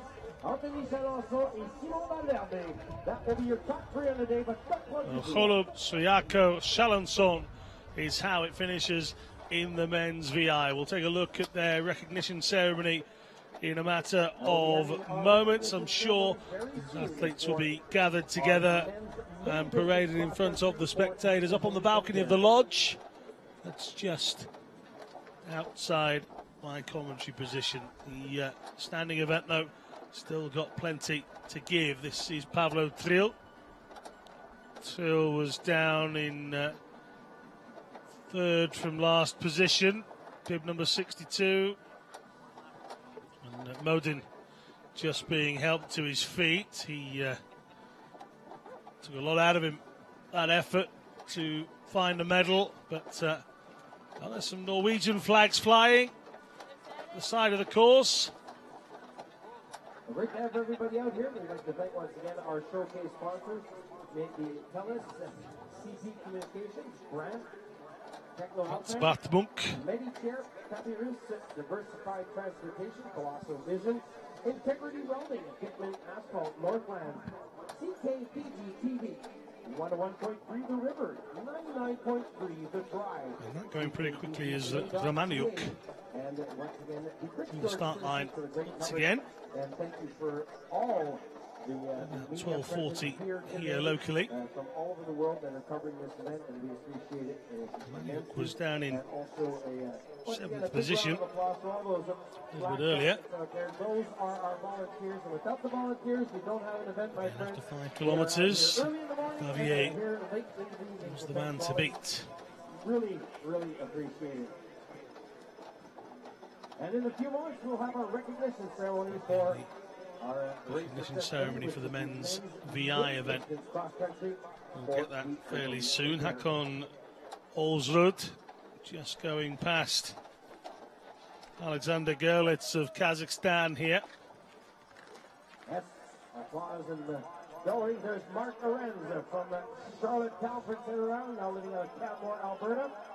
Training there at the beautiful Canmore Nordic Center, where there was a biathlon World Cup last week.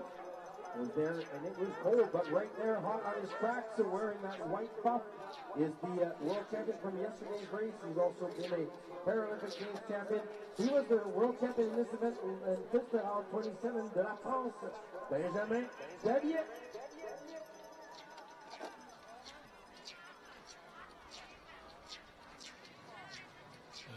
Ahrens has gone through 7.5K, so too now has Davier just a moment ago at 18:51, which means that he leads from Ahrens by over a minute, but still Stupien out on the course. So to Koeoki, didn't have a bad opening section.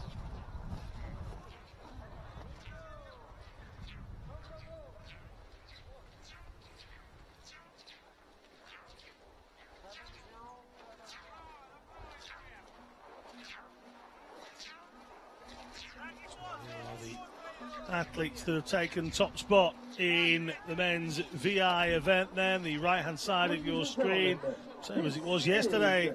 Anthony Chalençon taking the bronze medal, Simon Valverde with the excellent guiding skills for the B1 classified athlete Chalençon. The silver medal, that's the left-hand side of your screen. Vasil Potapenko has guided Dimitro Suyako through the course to pick up the silver.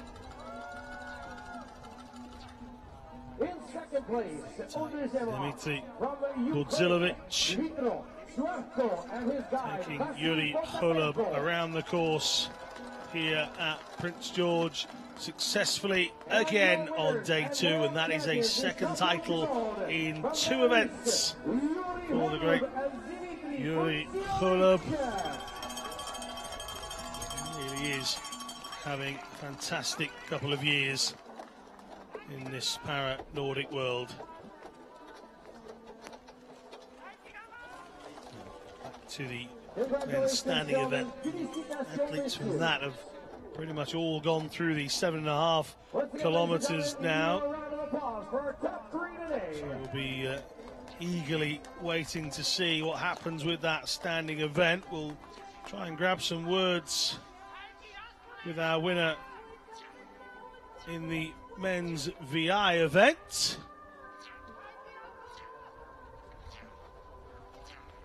We're going to go back to racing now as we are following this next race to be completed relatively soon. It is our men's cross-country middle distance Karaoke going through your screen. That is 2.5 kilometers long.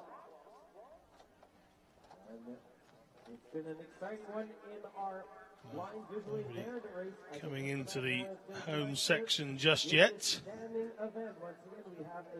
There's Sekmid from Mongolia again. He looks absolutely exhausted, Sekmid.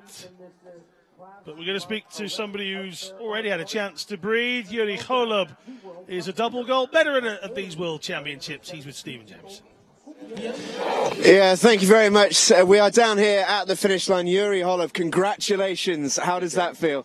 Как ты чувствуешь себя после гонки? Чувствую очень тяжело, потому что я выложился на все 100%. Сейчас немножко хочется отдохнуть. I'm very exhausted and very tired after the race because it was really tough race for sure. And your second gold medal in 2 days. What a perfect start to the championships. It must feel incredible. Тоже твоя вторая золотая медаль за этот чемпионат. Наверное, ты себя чувствуешь великолепно. Опиши свои эмоции. Я очень рад, что этот чемпионат мира складывается для меня именно таким образом, и я готовился к нему, поэтому есть результат. I'm very happy that this championship brings me such a high result in my career, and but I did my best and trained so hard to be on the top. Well, you've certainly done a fantastic job. Congratulations. Sinja, thank you for your help translating. Yuri, congrats. Alan, it's back to you. Thank you. You can't beat a firm handshake to finish an interview, can you? I bet Yuri Holub has about broken Stephen Jameson's hand. There you go. I'm sure he can hold the mic either way. These guys and girls, young and old, they're waiting for the finish of the next event. Out on course is the men's standing. Can anybody stop Benjamin Davier, or will he do what Yuri Holub has done and make it 2 from 2? We've got too much time to wait. Mark Ahrens is certainly on the move. He's motoring through that section. This is Kyle Barber. Kyle was second to last at the 7.5 kilometre stage. Jody Sekmid was behind him, and we saw the pain that Sekmid was seemingly in a little bit earlier in our coverage. It was Davier from Ahrens from Vovchinski. That was the top 3. Good effort here from Karaoke. As the people in the woods are coming out in support.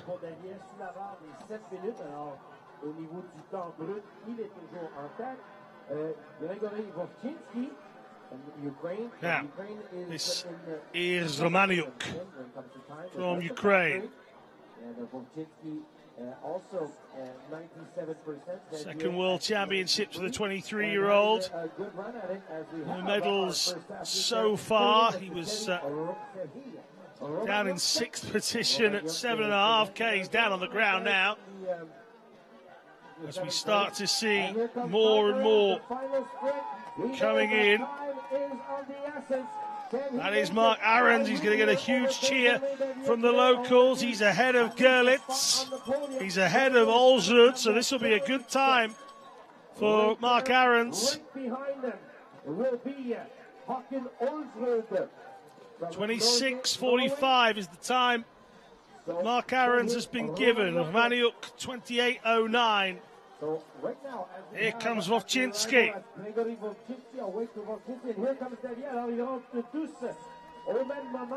Wowczynski.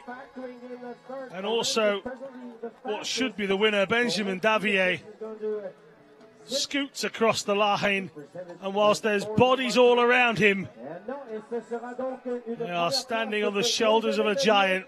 Davier looks to be victorious again. Everyone else taking a breather. Davier looks like he could have gone on and on and on. 25:27. He's a minute ahead here of Mark Ahrens. Man's a monster. 26:45 for Ahrens. Davier 25:27. He's killing it out there at the moment. 2 golds in 2 days for the flying Frenchman. Wowczynski in 3rd at the moment. Sure, that's going to change much. Skupien, who came into this as a world leader from the World Cup events, might have something to say about it. Pavlo Thiel gets across the line. He's some 6 minutes back on 31:49.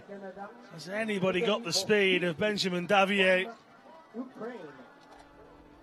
Our next race scheduled in about 20 minutes' time will be our women's middle distance. 29. Davier is older than quite a lot of these men standing athletes, but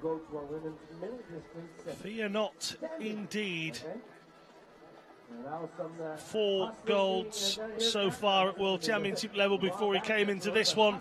He's already going to add 2 more. That's Kawaoki coming home. Can he affect the standings towards the end? He needs better than 26:54 for the bronze. He's not going to make it. But it's a cracking effort from Taiki Kawaoki, who's only 17. We just witnessed the future challenger to the crown of King of the Standing Events that Benjamin Davier looks to be claiming. And right there, looking at Hakan Olsrud, who this season has picked up a bronze. As Olsrud coming in. Olsrud down in 6th position, 28:10. Romaniuk eventually finishing in 5th.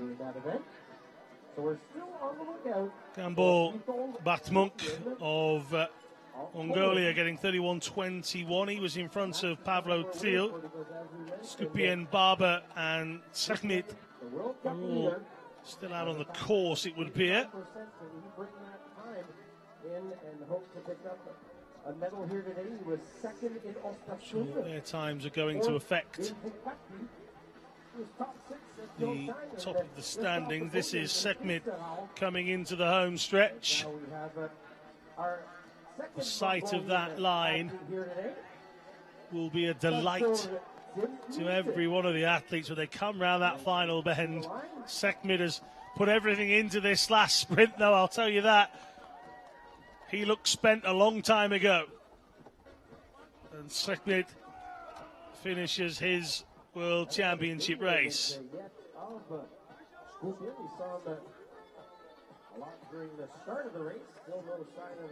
So people watching on from all vantage points.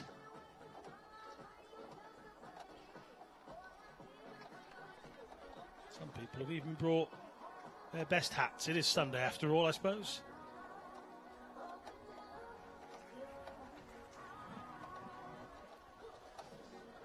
People hanging out wherever they can find a bit of room to watch.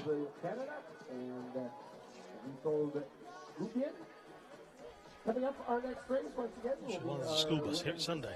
I mean, Scripian and Barber still out on the course. And still yet to come in. Again, they shouldn't affect the standings of this contest. So Davier will take it from Aarons, and Wojcinski will take third. There is Carl Barber. He'll get a huge reception when he eventually comes in, the first across the line will be Scripian, who, according to this, still has a chance here. We'll have to see what these official times tell us in a moment, but yeah, I didn't think so. The bottom right quite as it should be, but it's a correct time at the end. Scripian will be down the order in around about 7th position. The jury looks at it, and it looks like it's going to be 7th place, so it's going to be Davier, 28-14 for Victor Scripian of Poland. For our podium here in our men's event. So stay with us. We're going to go into our recognition ceremony, but also we're going to stick around because right there, coming by our side is our final competitor. Final stages. He's going to be entering the home stretch in not too distant future here. Whether we'll catch that with our cameras or not, because I think the presentation and the recognition ceremony is not far away from starting either. The athletes in the women's standing and VI contests are also getting themselves ready as we approach the hour mark. Each of these events allotted an hour.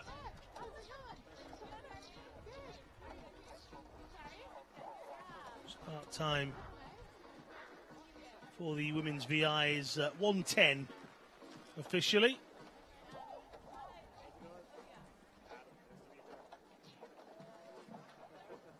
Now into the home stretch comes the final athlete, the Canadian Kyle Barber. He'll get a generous round of applause again for all the volunteers and the spectators that have made their way to watch. I'm not sure how much of it you can hear, but everybody putting their hands together. Always sounds a bit muffled with gloves, and trust me, they're all wearing gloves. But Barber gets across the line. He is ahead of Segmit, and he's just going to use that gate just for a moment, Carl Barber, and we'll let him. Congratulations, Kyle. Wrap things up here in our men's. All about the leg strength for Carl Barber. And the inside strength that it takes, the heart and determination to get yourself around that course. And he's still getting the applause of some around this Caledonia Nordic Ski Club. The recognition ceremony getting ready over in the centre of this venue. So far today, Masters, Fly, Golub and Davier. 3 people doing the double already. And that schedule is always subject to change depending on Mother Nature, but we hope to have you amongst us. And hey, get your friends down here. If they've ever seen Nordic sports perform, it's always an inspiration. And get them down here, get some cheering going on, and come to the Civic Center at night. Second place in this one. 28-year-old.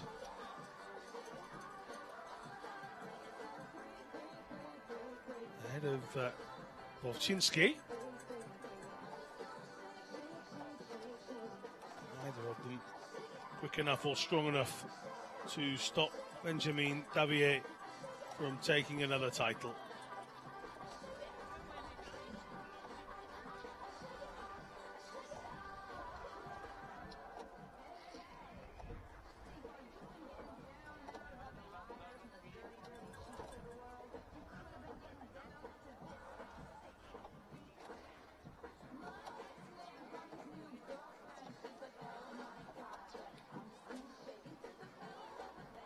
So they were a short respite for these hard-working volunteers around the venue. We are ready for the recognition ceremony for the men's standing event then. A short moment's time, we'll see them make their way out and presented to the crowd that's here.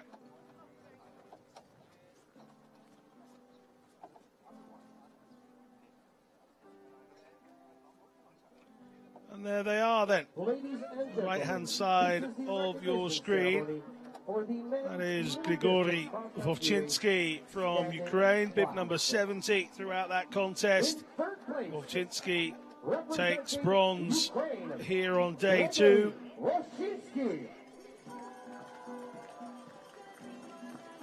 The other side of the winner, well, Canada's Mark Arons knows the man to his left fairly well.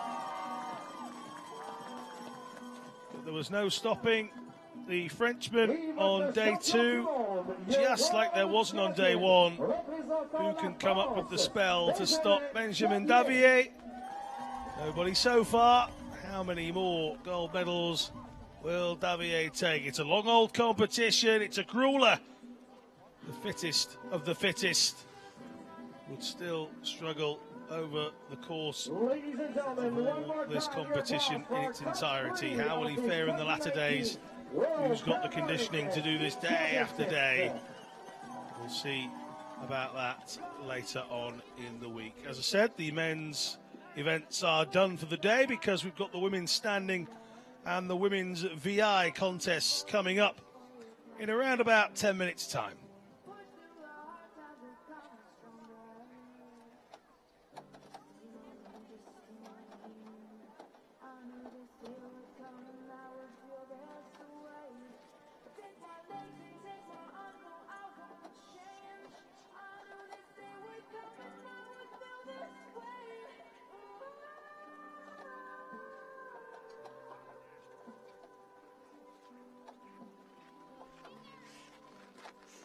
Just over about 10 minutes to our next start, which will be our women's middle distance cross-country race for our visually impaired sports class.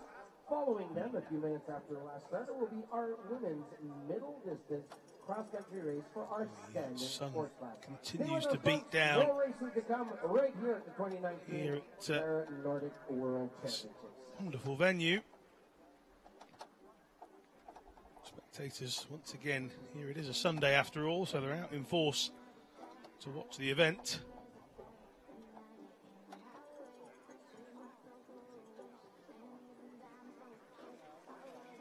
Of course, the 2 women's events still coming, so we can go over and hear from our winner.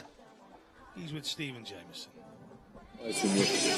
Yeah, welcome back down to the finish. I'm here with our gold medalist, Benjamin Davier. Benjamin, congratulations. 2 gold medals in 2 days. How do you feel? Comment tu te sens après ces 2 médailles d'or en 2 jours? Physiquement, je me sens très bien. C'est vrai que je suis vraiment très content et un peu aussi surpris de commencer aussi fort. Et voilà, j'espère que ça va être aussi bon pour la suite. Et voilà, après, c'est un site que j'aime beaucoup et les pistes me conviennent bien. Donc là, je tiens à cœur aussi de bien réussir sur le reste. Physically, I feel in a good shape, very good shape, and I'm a little bit surprised about myself and the result I have for the moment. I love this place and the tracks, so for me it's all green for the moment. I was going to say, how much are you enjoying Prince George? Are you looking forward to the rest of the week? Perfect results and a perfect place. Donc là pour la suite, voilà, t'aimes bien le site, qu'est-ce que t'en penses, voilà, pour le reste de la semaine, comment tu vois les choses? Normalement c'est prévu que je fasse le chaos sprint demain apparemment. Je confirme. Donc voilà, on va faire le chaos sprint demain, on verra comment ça va se passer. Après ce sera vraiment d'aller chercher aussi des belles victoires sur les 2 autres biathlons sur le reste de la fin de ces championnats du monde. So normally tomorrow I compete on the chaos sprint, and after that we will see race by race how it will evolve. Well, I wish you all the very best of luck. Congratulations on another gold medal. Thank you. Merci. Alan, it's back to you. I think we're going to have to teach Stephen James some language lessons, aren't we? Getting to not use the interpreters. Big thank you to all of those interpreters that are helping do our interview so we can bring you the thoughts and emotions of the winners. Let's take a look back at what's happened so far in the last couple of hours. Then we've just had the men's VI event along with the standing. Here in the VI, it was Yuri Holub that took the title. Dimitro Suyako coming in second, and Anthony Chalanson taking third. As you can see, all of those coming inside 26 minutes, so not a great deal between them, but not enough to stop Yuri Holub from taking another title.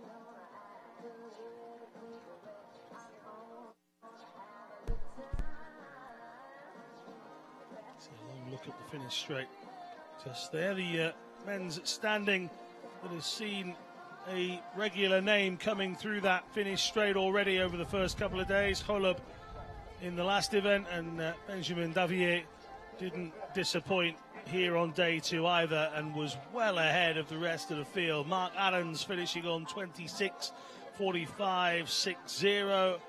Grigory Vovchinski finishing on 26:54.7, but nobody else got inside 26 minutes. The great Davier did, and it's another medal of the gold kind for the Frenchman. The women's events are coming up. We're going to take a short breather. We'll be back with you in just a few moments' time.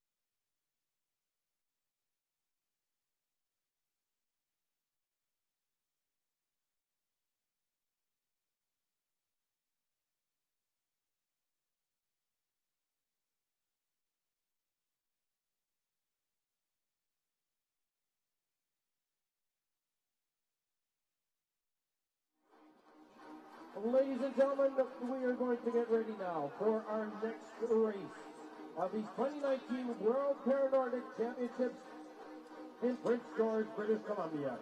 We are going to be going now to our women's visually impaired sports class, middle distance cross-country race. This will be 3 laps of a 2.5-kilometer course, and leading us out will be representing Ukraine, Adriana Kaputse, and her guide, Nazar Stepurak. So third and final session of the day. That's Adriana Kapuste from Ukraine. Just 5 ladies in the women's VI category. For our athletes, once again, in the visually impaired one of these will women's believe middle there is a medal distance race. on offer. And we'll now go to our duo from Belarus. This is Yadviha Skorabahataya indeed. and her guide, Nikolai Kabruski.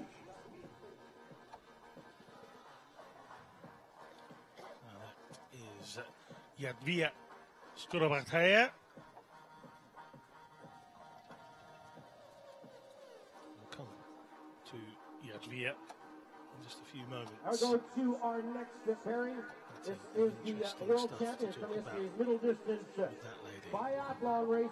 Pay attention to Germany, Deutschland, Clara Krug and her guide Martin Hartel. This is Clara Krug. Krug winning yesterday's gold medal.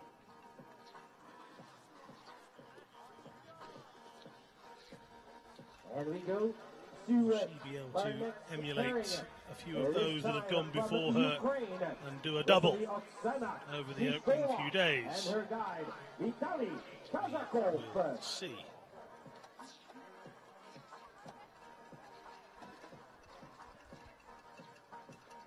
Oksana And off goes Shishkova.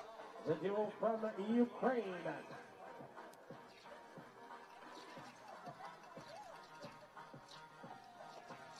Ukrainian. And we go to Getting our away. last duo. They are the World Cup leaders representing Österreich from Karina Edlinger, Austria. This will be the medalist. bronze medalist from the VI Paralympic Games last year. 7.5-kilometer classic. Edlinger and her guide is In Sival. Finstrau, but double gold as well. Florian Sival with Middle of last year, she relocated to Sweden to start training with the Swedish guide Johannes Andersson. standing course. And factoring once again. Name of the game when it comes to final results. Yeah, so there wasn't enough financial support for her. But, For Edlinger, still riding high. not allowed to guide her in international competitions, Anderson. So right now when it comes The to ruling has to be this people from the event, same nation. and has had a very good season as she is at the top of the world rankings. Karina In Edlinger Q1 is the in current Ostersund, world leader. Distance. Same thing in Bukaki. And that's Medalist. she was the bronze medalist. So with 2 golds at World Championship level in Finstrau, just the bronze to come away with. Took part in 3 events. Now with Florian Sival. Not a biathlon athlete, just cross-country stuff. Florian and Karina on the big screen. 7.5K And our classic next start for our next group being one of those. will be in about just under 2 minutes time. It will be our women's middle 15K country for at the World Champs in standing Finstrau. sports She would have been bitterly disappointed, even with a quicker time, to have missed out on the medals in Pyeongchang. There's some of the ladies in the standing event getting themselves ready.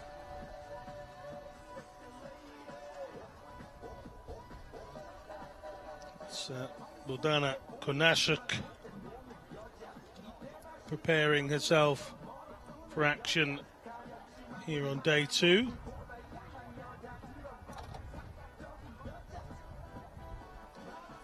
Edlinger going away through the course. Now first will be bib 92, Mamuka Dekajima. And we're going to get ready for our second mentioned yesterday, race of this vastly group of experienced. starts.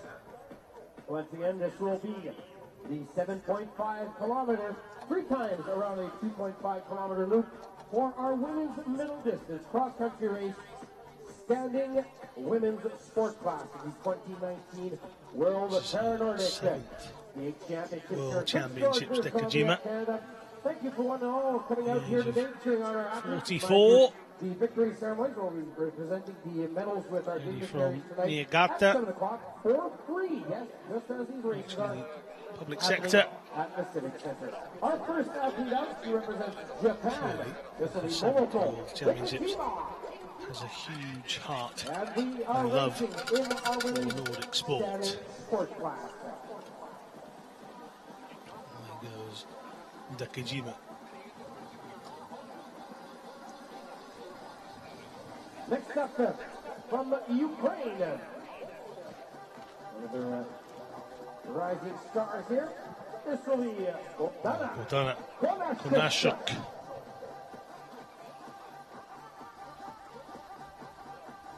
Good 93 today. Konashuk is just 9 ladies in the women's standing event. Konashuk took part in the biathlon yesterday.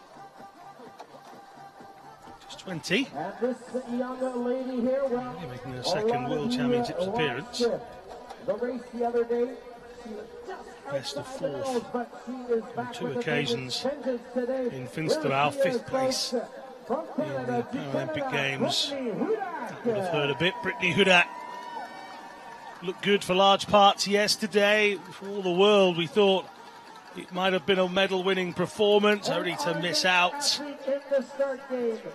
Here in the latter stages. She is from Calgary, Alberta. Hudak She was the create Paralympic a medal-winning performance out on the snow of Prince George. Medlinger getting away nicely. Now this is the Paralympic champion. Wilkie is on her way. One of each colour on her Paralympic debut. What a debut it was. Gold in the 7.5K, silver in the relay, and a bronze in the sprint classic style. The Wilkie was just 17, youngest member of the Paralympic Winter Games team. One of those lucky enough to come away with a gold medal. Alexandra Kononova. Kononova pushing away and will be chasing down immediately on the Paralympic champion. One of 4 athletes from Ukraine.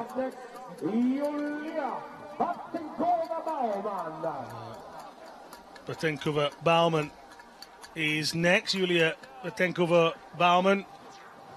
And now stepping up to the plate, she is the bronze medalist from last To year's Nikolai Paralympic Bauman, in the daughter Senate, Zlata, from North Vancouver, British 25 now. Emily Young. Emily Young getting a huge announcement from our venue announcer. There she is. And off goes Emily Young in her quest for glory here. Individual bronze and a team silver Competing in the World in Pyeongchang for Emily Young. A former wrestler, now skier. Now Lyudmila Lyashenko We're down to our 2 final is next up. athletes. 4-time World Championship gold medal winner.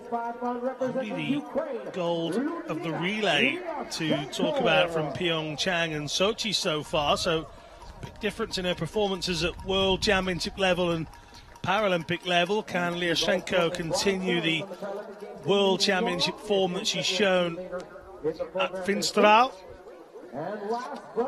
She competed in 2013 at a World Champs, didn't medal that year, but hasn't missed out on a medal since. It's a very impressive run. Vilde Nielsen.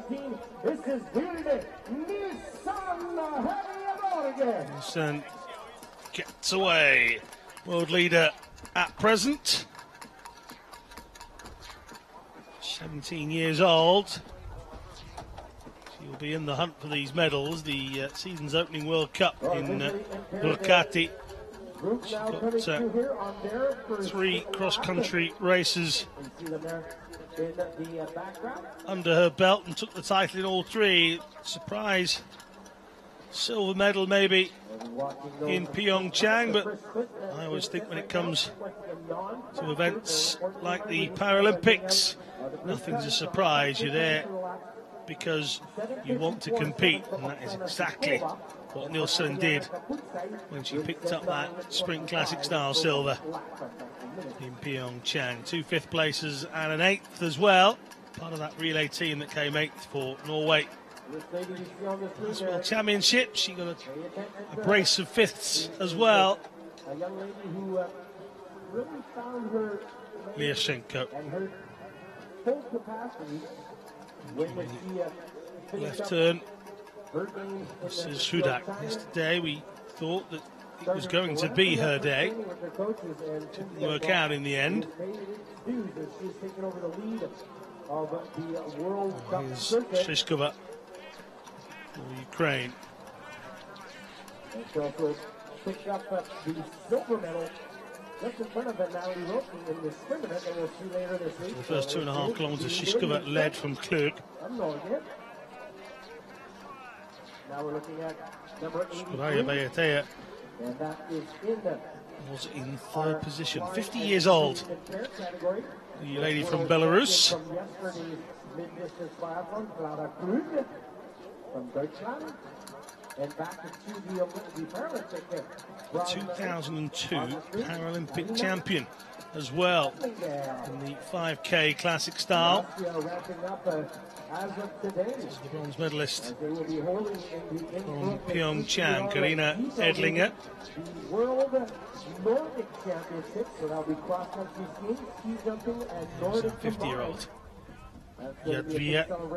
Those sports being kind of like our hockey Bayatea. in Canada for Austrians. Österreich, as it is called, There goes Kabuste as well. This is her debut, so by complete contrast to the Belarusian, 16-year-old Andriana will be desperate to take home a medal. Just a brief chat between guide and athlete. Yadvia moving through the course steadily. Edlinger, on the other hand, will be looking to really hammer home her times. Now, all the ladies went through 2.5. Shishkova from Edlinger, from Klug. Bayatea down in 4th position, and Kabuste down in 5th. Just 28 seconds separating the top 3 at 2.5k. And that is how they guide these athletes throughout the course here.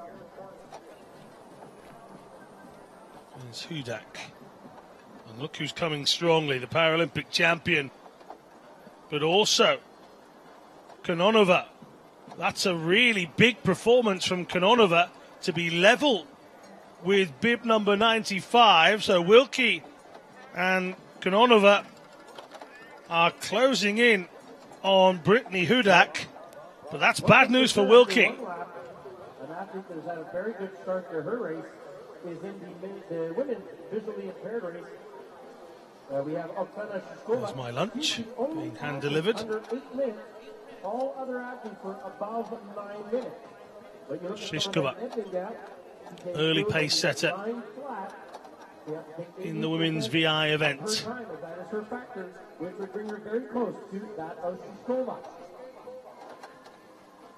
27-year-old, double gold in Pyeongchang.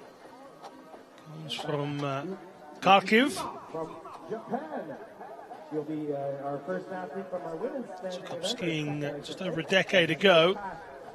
By Bogdana Konashuk. So there we are, our first ladies completing lap number 1 of their standing 3.25 kilometers 3 times. 0.35 kilometers.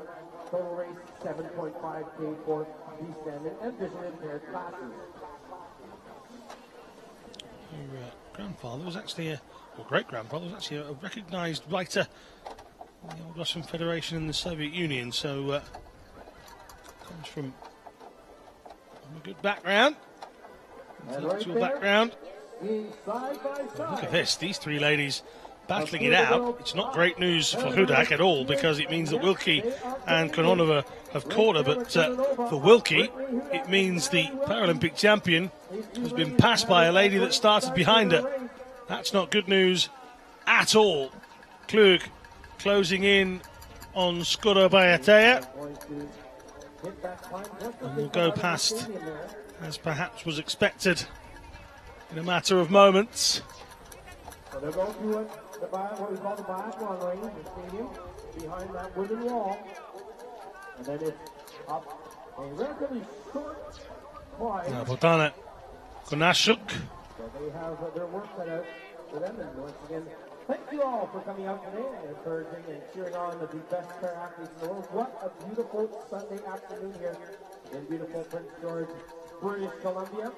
Couldn't ask for better weather. The temperature for the snow is very good. So right there, a beautiful picture.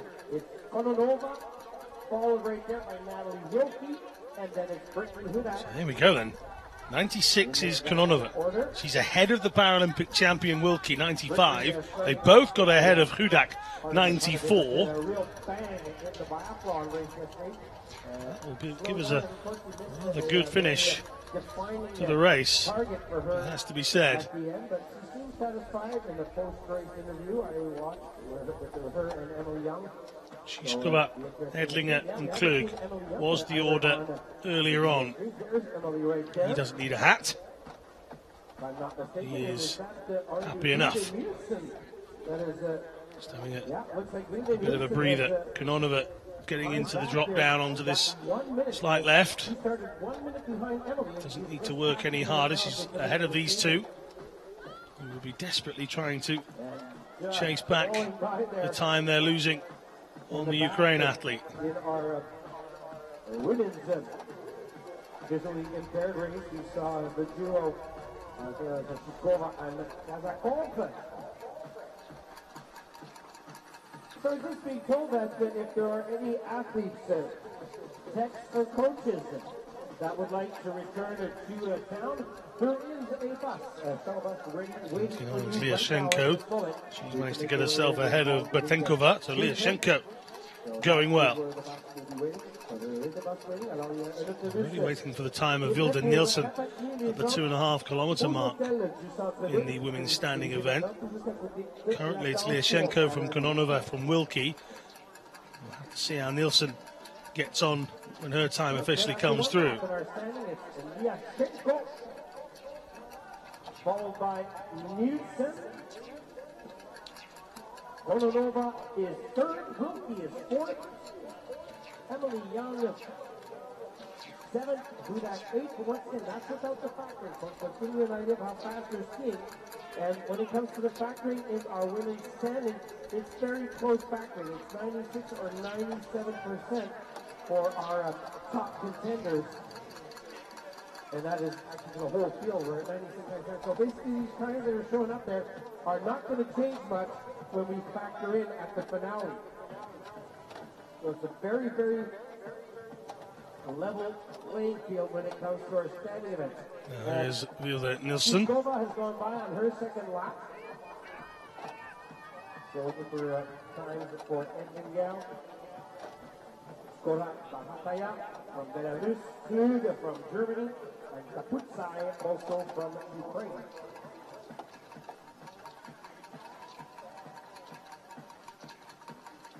Edlinger moving through the course neatly, but as she closed on Schiskova, that's the burning question. Schiskova went through at 16:05.01, just waiting for a few more of those times in that women's VI race.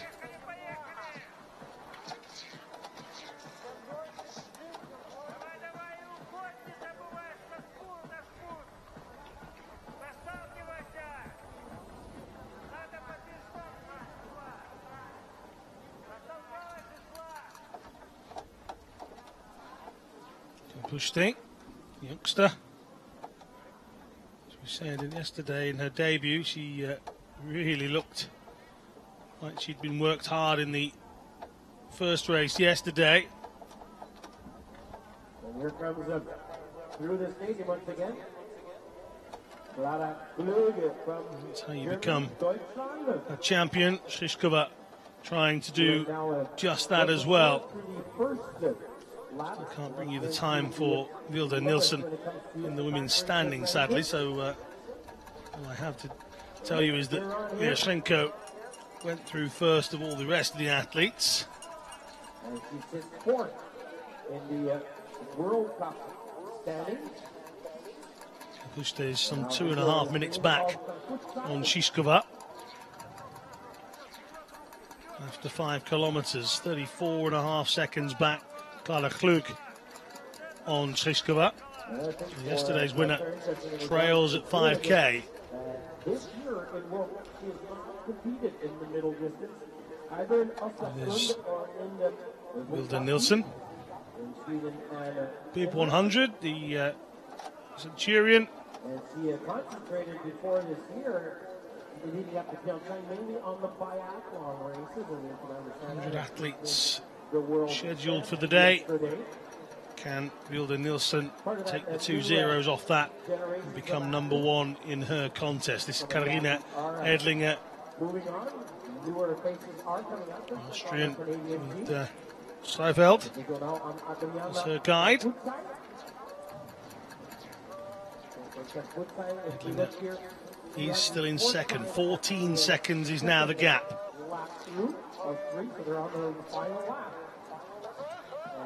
So that gap has grown over the 2.5 kilometre laps. Doubled and a little bit more. Can Shishkova continue that pace?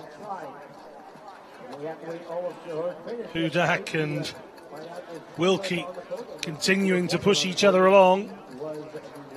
Kononova had got ahead of them earlier.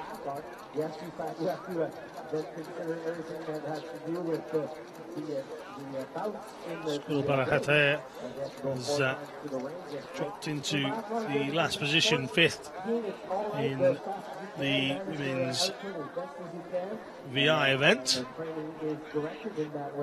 Shishkova is the lady that is leading the way.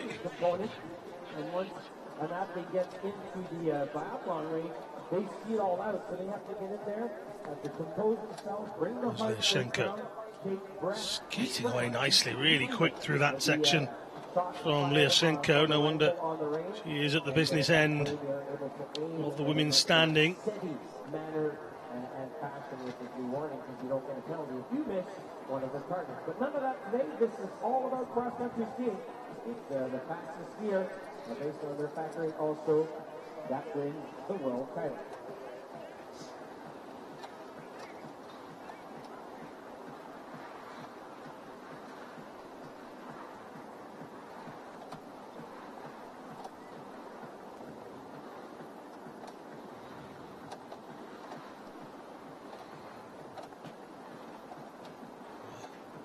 Still, Kononova going well.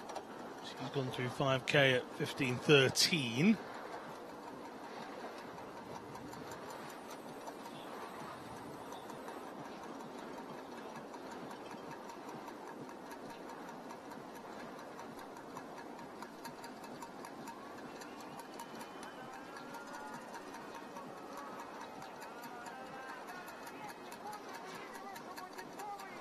Shishkova from Edlinger, Klug and Kapuste. That's the top 4. This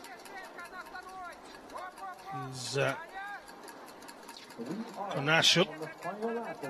Going through your shot. Now Kapuste, the youngster, still moving steadily through the course. She's going to have to hope for a big mistake from somebody like Klara Klug if she's going to catch and potentially medal in this.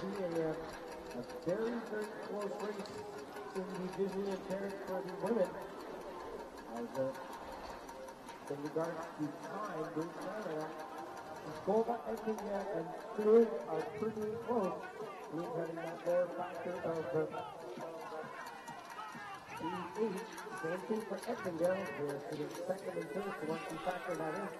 the very quick Kononova, still very much ahead of Wilkie and Hudak.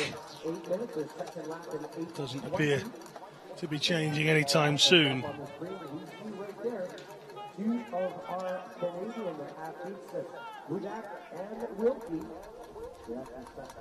Saskatchewan and Wilkie from Alberta. We also have Emily Linda, we haven't seen that on screen yet. Yashenko going through your shot. From the previous Paralympic Games. Time World Championship gold medal winner, still only 25, Lyashenko. Dekajima, been passed by Hudak and Wilkie. Here's Vilde at the front of your picture. 97 is Batenkova Bauman, which means that Nilsson has gone past her.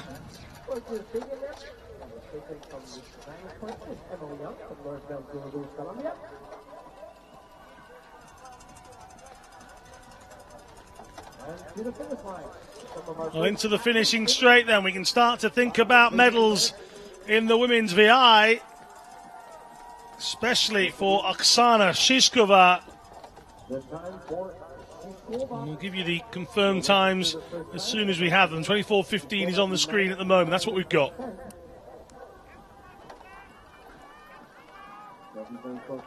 24:15 for the athlete from Ukraine. Is there anyone out there that can better that? Shishkova, very good indeed.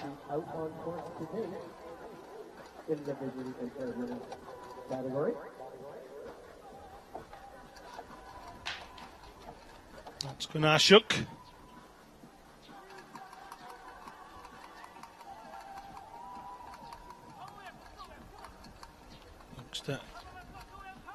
Trying to put in a medal-winning performance. Emily Young, bib number 98, bronze medalist in Pyeongchang. Whilst Wilkie and Hudak have been together for large parts of this event. Young very much out there on her own. 83 belongs to Clara Klug. She or Edlinger challenge Shishkova for the world title.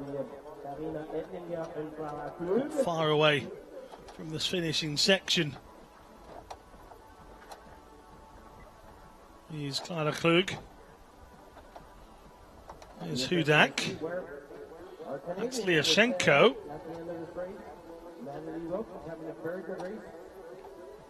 Real-time wise, in fourth place.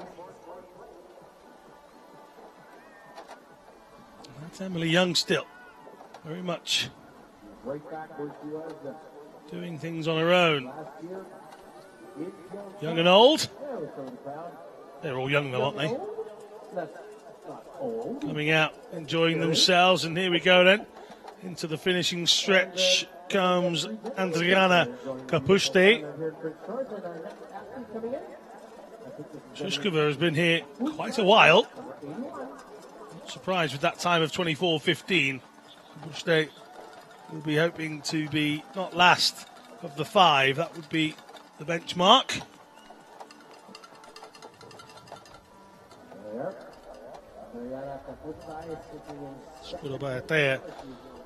Still out on the course. So too, here is Batenkova Bauman.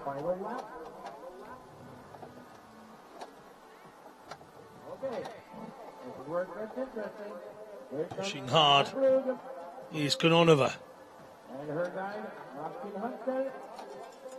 Here comes Clara Klug.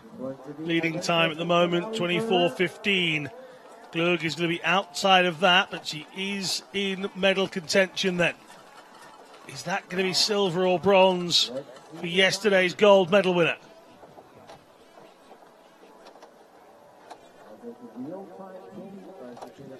Here comes Edlinger. This is the moment of truth. 24.045. Oh, this is going to be so close. Have to wait for it to be confirmed, but 24.15 is what we have. Has Edlinger got a time better than that? Well, at the moment, it's saying 24.16. Again, just got to wait for those official results to come through. Battle here between Wilkie and Lyashenko. That's Brittany Hudak doing the chasing.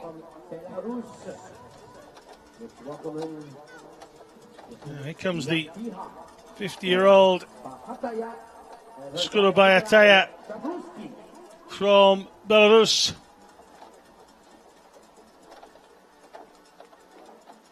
Up towards the line she comes. And another completed cross-country race for the former Paralympic champion. And there's some tiredness out on the course. Some of the athletes just falling to the floor. I think that's Edlinger, who's having some difficulty at the moment. Absolutely fatigued, being brought to her feet at the moment. Now coming through the line is Konashuk, so the standing athletes coming through the fairly nifty times.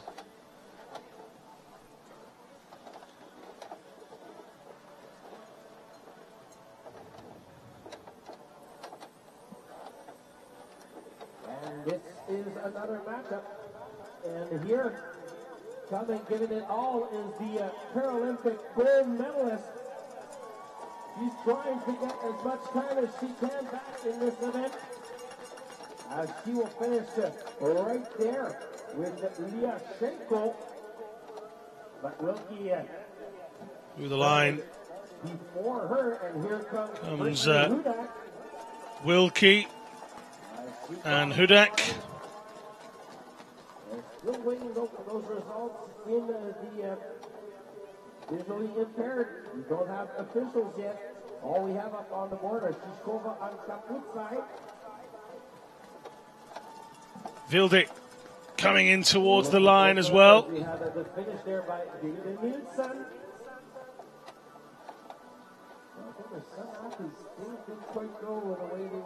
This is Dekajima. Dekajima now for Japan.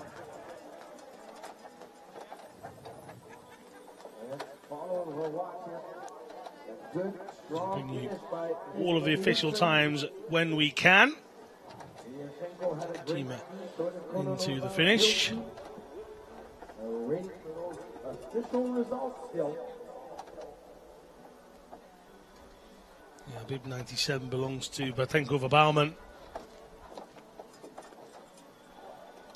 She's going to be outside of the top two at least, but again, official timings just unable to bring you those. Still, Karina Edlinger getting some treatment in the finishing area. She's clearly put everything into trying to take as high a medal position as she can. There's Hudak and Wilkie having a chat.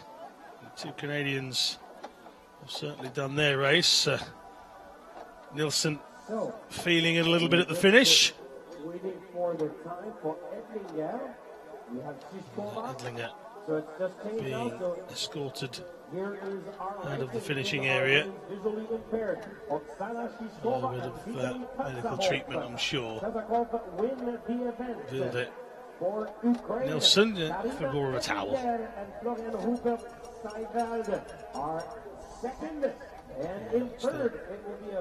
Athletes out on the course to come in.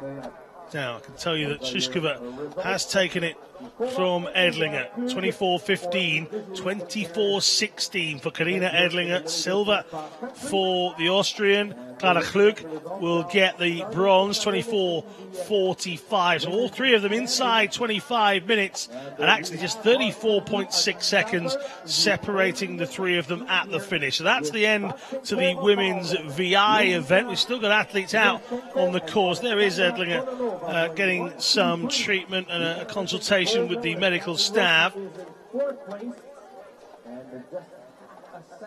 Emily Young coming through now. So the top 1, 2, 3, 4, 5. You can ignore that graphic with Yulia Petenkova-Baumann is not the current leader, so we'll come back to that. So watch out, they just made an adjustment here. So for our standing, they're reviewing it again. So disregard what I just gave you as results for the standing. They are reworking that one here. Gone back into calculating. So no results yet. They posted some, but then they retracted on it. So we're waiting for the results in our women's standing by 2.5 kilometer event. Don't go away. We're going to have our recognition ceremony right at the center here of the. Again, still waiting to give you the official times for the women's standing event. Can't do that just yet. 7 p.m. for our victory ceremonies. We'll have the recognition ceremonies fairly shortly. And you're more than welcome to be with us for that. And racing tomorrow gets underway in our spring July fast. Okay, Vilda Nilsson has taken the women's standing event then, 22:14.6. Lyudmila Lyashenko of Ukraine will get second, 22:24. And Alexandra Kononova has taken third. We thought Kononova was doing well. She went past Wilkie, she went past Hudek. And it is actually the Paralympic champion that ends up in fourth, 24:22, a couple of seconds back as well. But it's Vilda Nilsson that's taken the title. Fantastic performance from the Norwegian. And it's gold to talk about for the Norway team here on day two. Lyashenko in second. And Kononova will take the third. Meant to have the recognition ceremony in a moment. I'm not sure whether Karina Edlinger will be able to partake in that.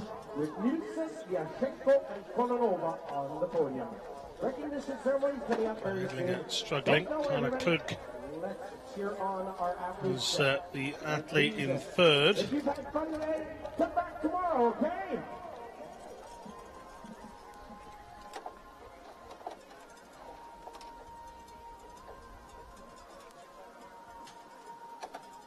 Yeah, if you have family and friends and you don't have anything to do tomorrow for the civic holiday, well, you just have something to do now. I've just given you a mission.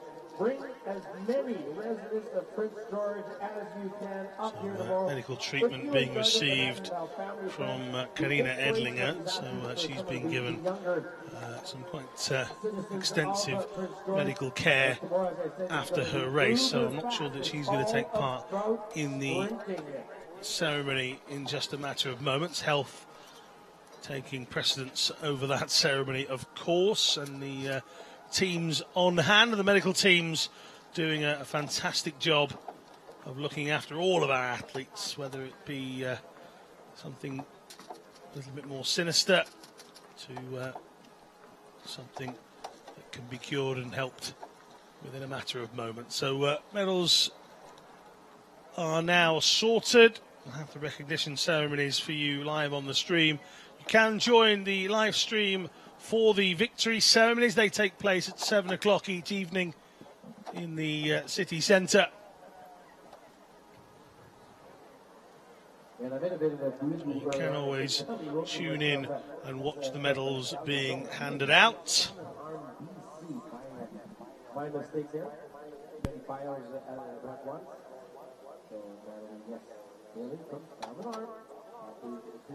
And still, to the next Paralympic Games, your Olympic champion. Just missing the podium by a few seconds here. That's the nature of racing. As you can see, a look around the venue as a lot of the athletes have finished for the day.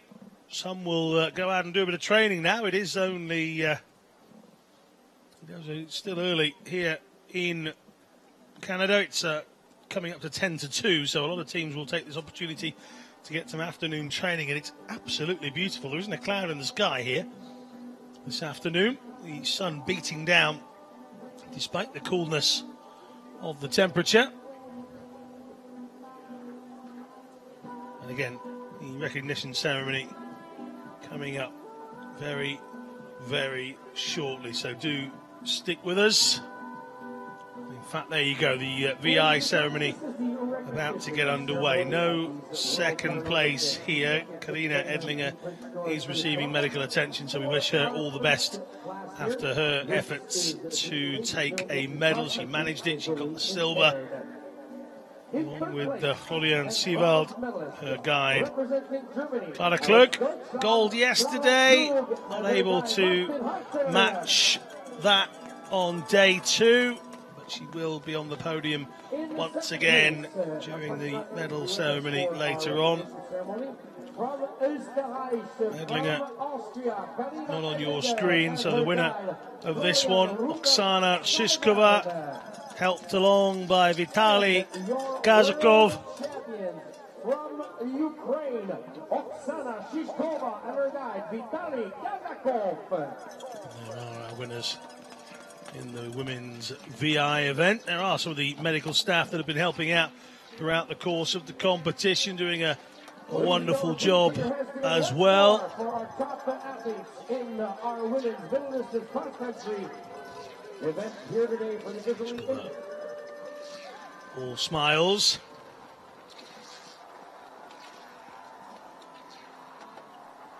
And those ladies will head off to the presentation a little bit later. And in the 2 minutes, you'll proceed with Start to see the athletes in the women's standing category in just a matter of moments. They'll be brought in for their ceremony. That was a close battle. 42 seconds separating the top 3, but only 10 seconds separating second and first. Just a reminder though, the Edlinger was just 1.9 seconds behind Shishkova in that women's VI race. A real effort, and you can perhaps understand why she's needed that medical treatment.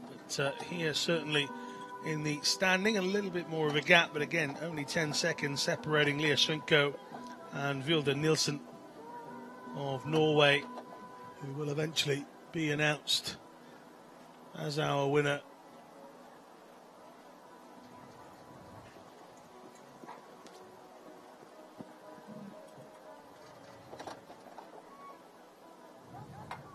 Своими ощущениями. Вчера было очень тяжело. 8-й день, видимо, акклиматизация. Сегодня я чувствую себя и по трассе более увереннее, и самочувствие. Само самочувствие у меня сегодня намного лучше. Несмотря на то, что даже я выиграла, сегодня самочувствие намного лучше, чем вчера.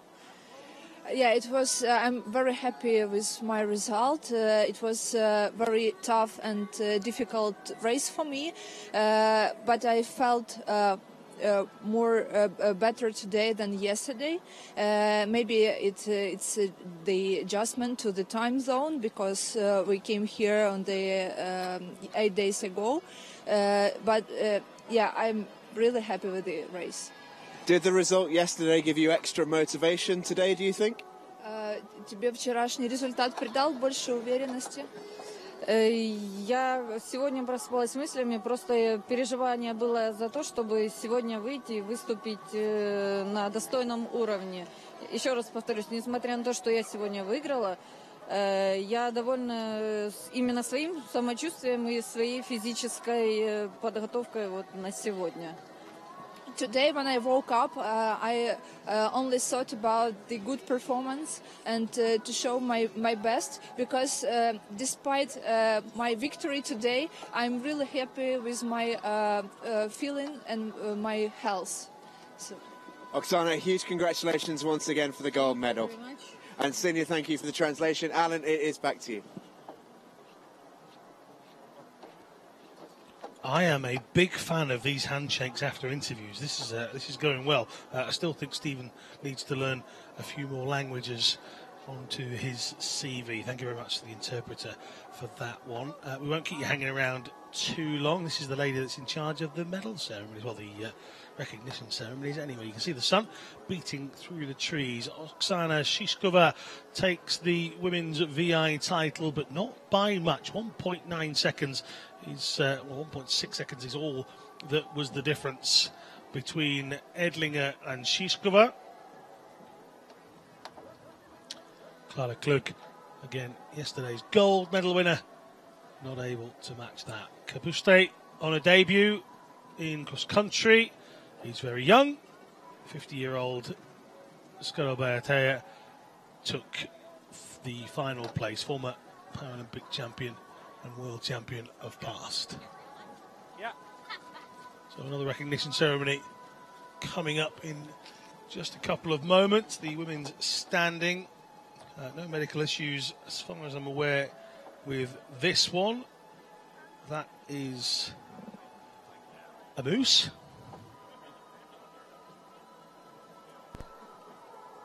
Just leave that with you. Well, that's the sign that says finish, but we're not done just yet here on day 2. We do have another recognition ceremony to bring to you. Hopefully we'll get an interview with Vilde Nielsen as well. I think Stephen's off brushing up on his Norwegian.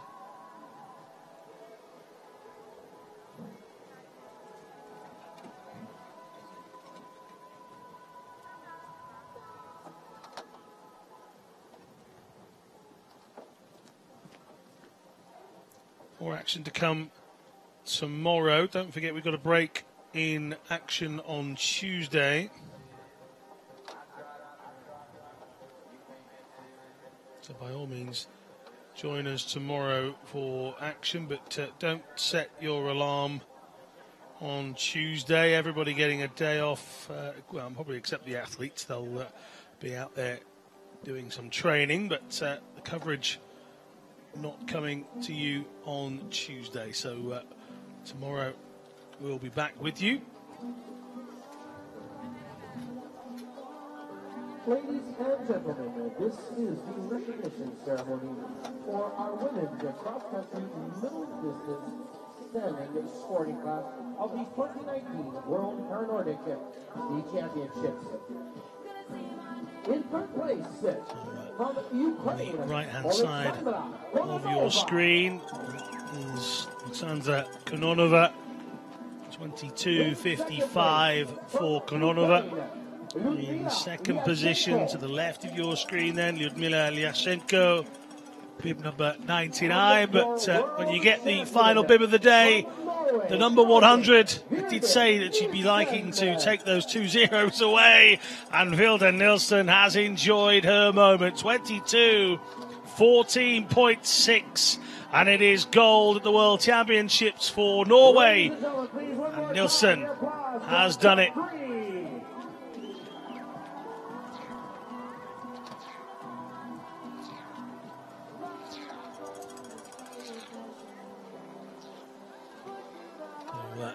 We'll take a look at the official standings for tomorrow, for that event, should I say. Nordic Center. However, we do have the victory ceremonies happening tonight at the Civic Center at 7 p.m. You are invited. It is free. Nielsen taking it from Lyashenko and Kononova. Natalie Wilkie in 4th position, maybe a surprise to some. Julia Patenkova Baumann down in 5th position. Kojima wrapping it up in 9th. Just a quick one before we go for the interview with Vilde Nielsen. Reminder that we start at 10 a.m. local time tomorrow. It's been 11 o'clock for the first 2 days, but we are at 10 a.m. in the qualification of the sprint events tomorrow. So make sure you join us. Qualification, semi-finals, and then the all-important finals. Should be a very quick and entertaining day. Let's go and hear from our race winner. She's with Stephen Jameson. Yeah, thank you very much, Alan. Joined here at the finish line with Vilde Nielsen. Vilde, a huge congratulations, a world champion. How does that sound? Thank you. It sounds amazing. I can't believe it. It's so unreal, and I'm just so happy, and I'm so proud of myself and my team and everyone. And yeah, it's a dream coming true. And talk to me a little bit about how you found out the news as well, because it seemed like a very emotional time for you back there. Yeah, because my time didn't come up when I crossed the line because it was something wrong with the start. So I knew that the coaches and my team told me that I was leading with like 5-6 seconds in the tracks. But when I finished the line, my time didn't show up. So I was very nervous, and we were standing there waiting for the time to. The results, and when they said that I have won, it was so unreal, and I stood there with my team, and everyone was screaming. I was so happy. I hugged my coach, and yeah, he's the reason one of the reasons I stand here today with the World Championships gold, and yeah, it feels very good. Very great. Well, we look forward to watching you get your gold medal later on. Congratulations on a fantastic performance. Thank you so much. Ladies and gentlemen, that's Vilde Nielsen. It's back to you, Alan. Well, big thank you to Stephen Jameson, to all of the athletes that have been interviewed throughout the course of the day, to all of the volunteers and the staff that make it happen. But more importantly, thank you for watching day 2 of the World Para-Nordic Skiing Championships here in Prince George, Canada. We're back on air at 10 a.m. local time tomorrow. Make sure you join us. It's sprint action. Don't miss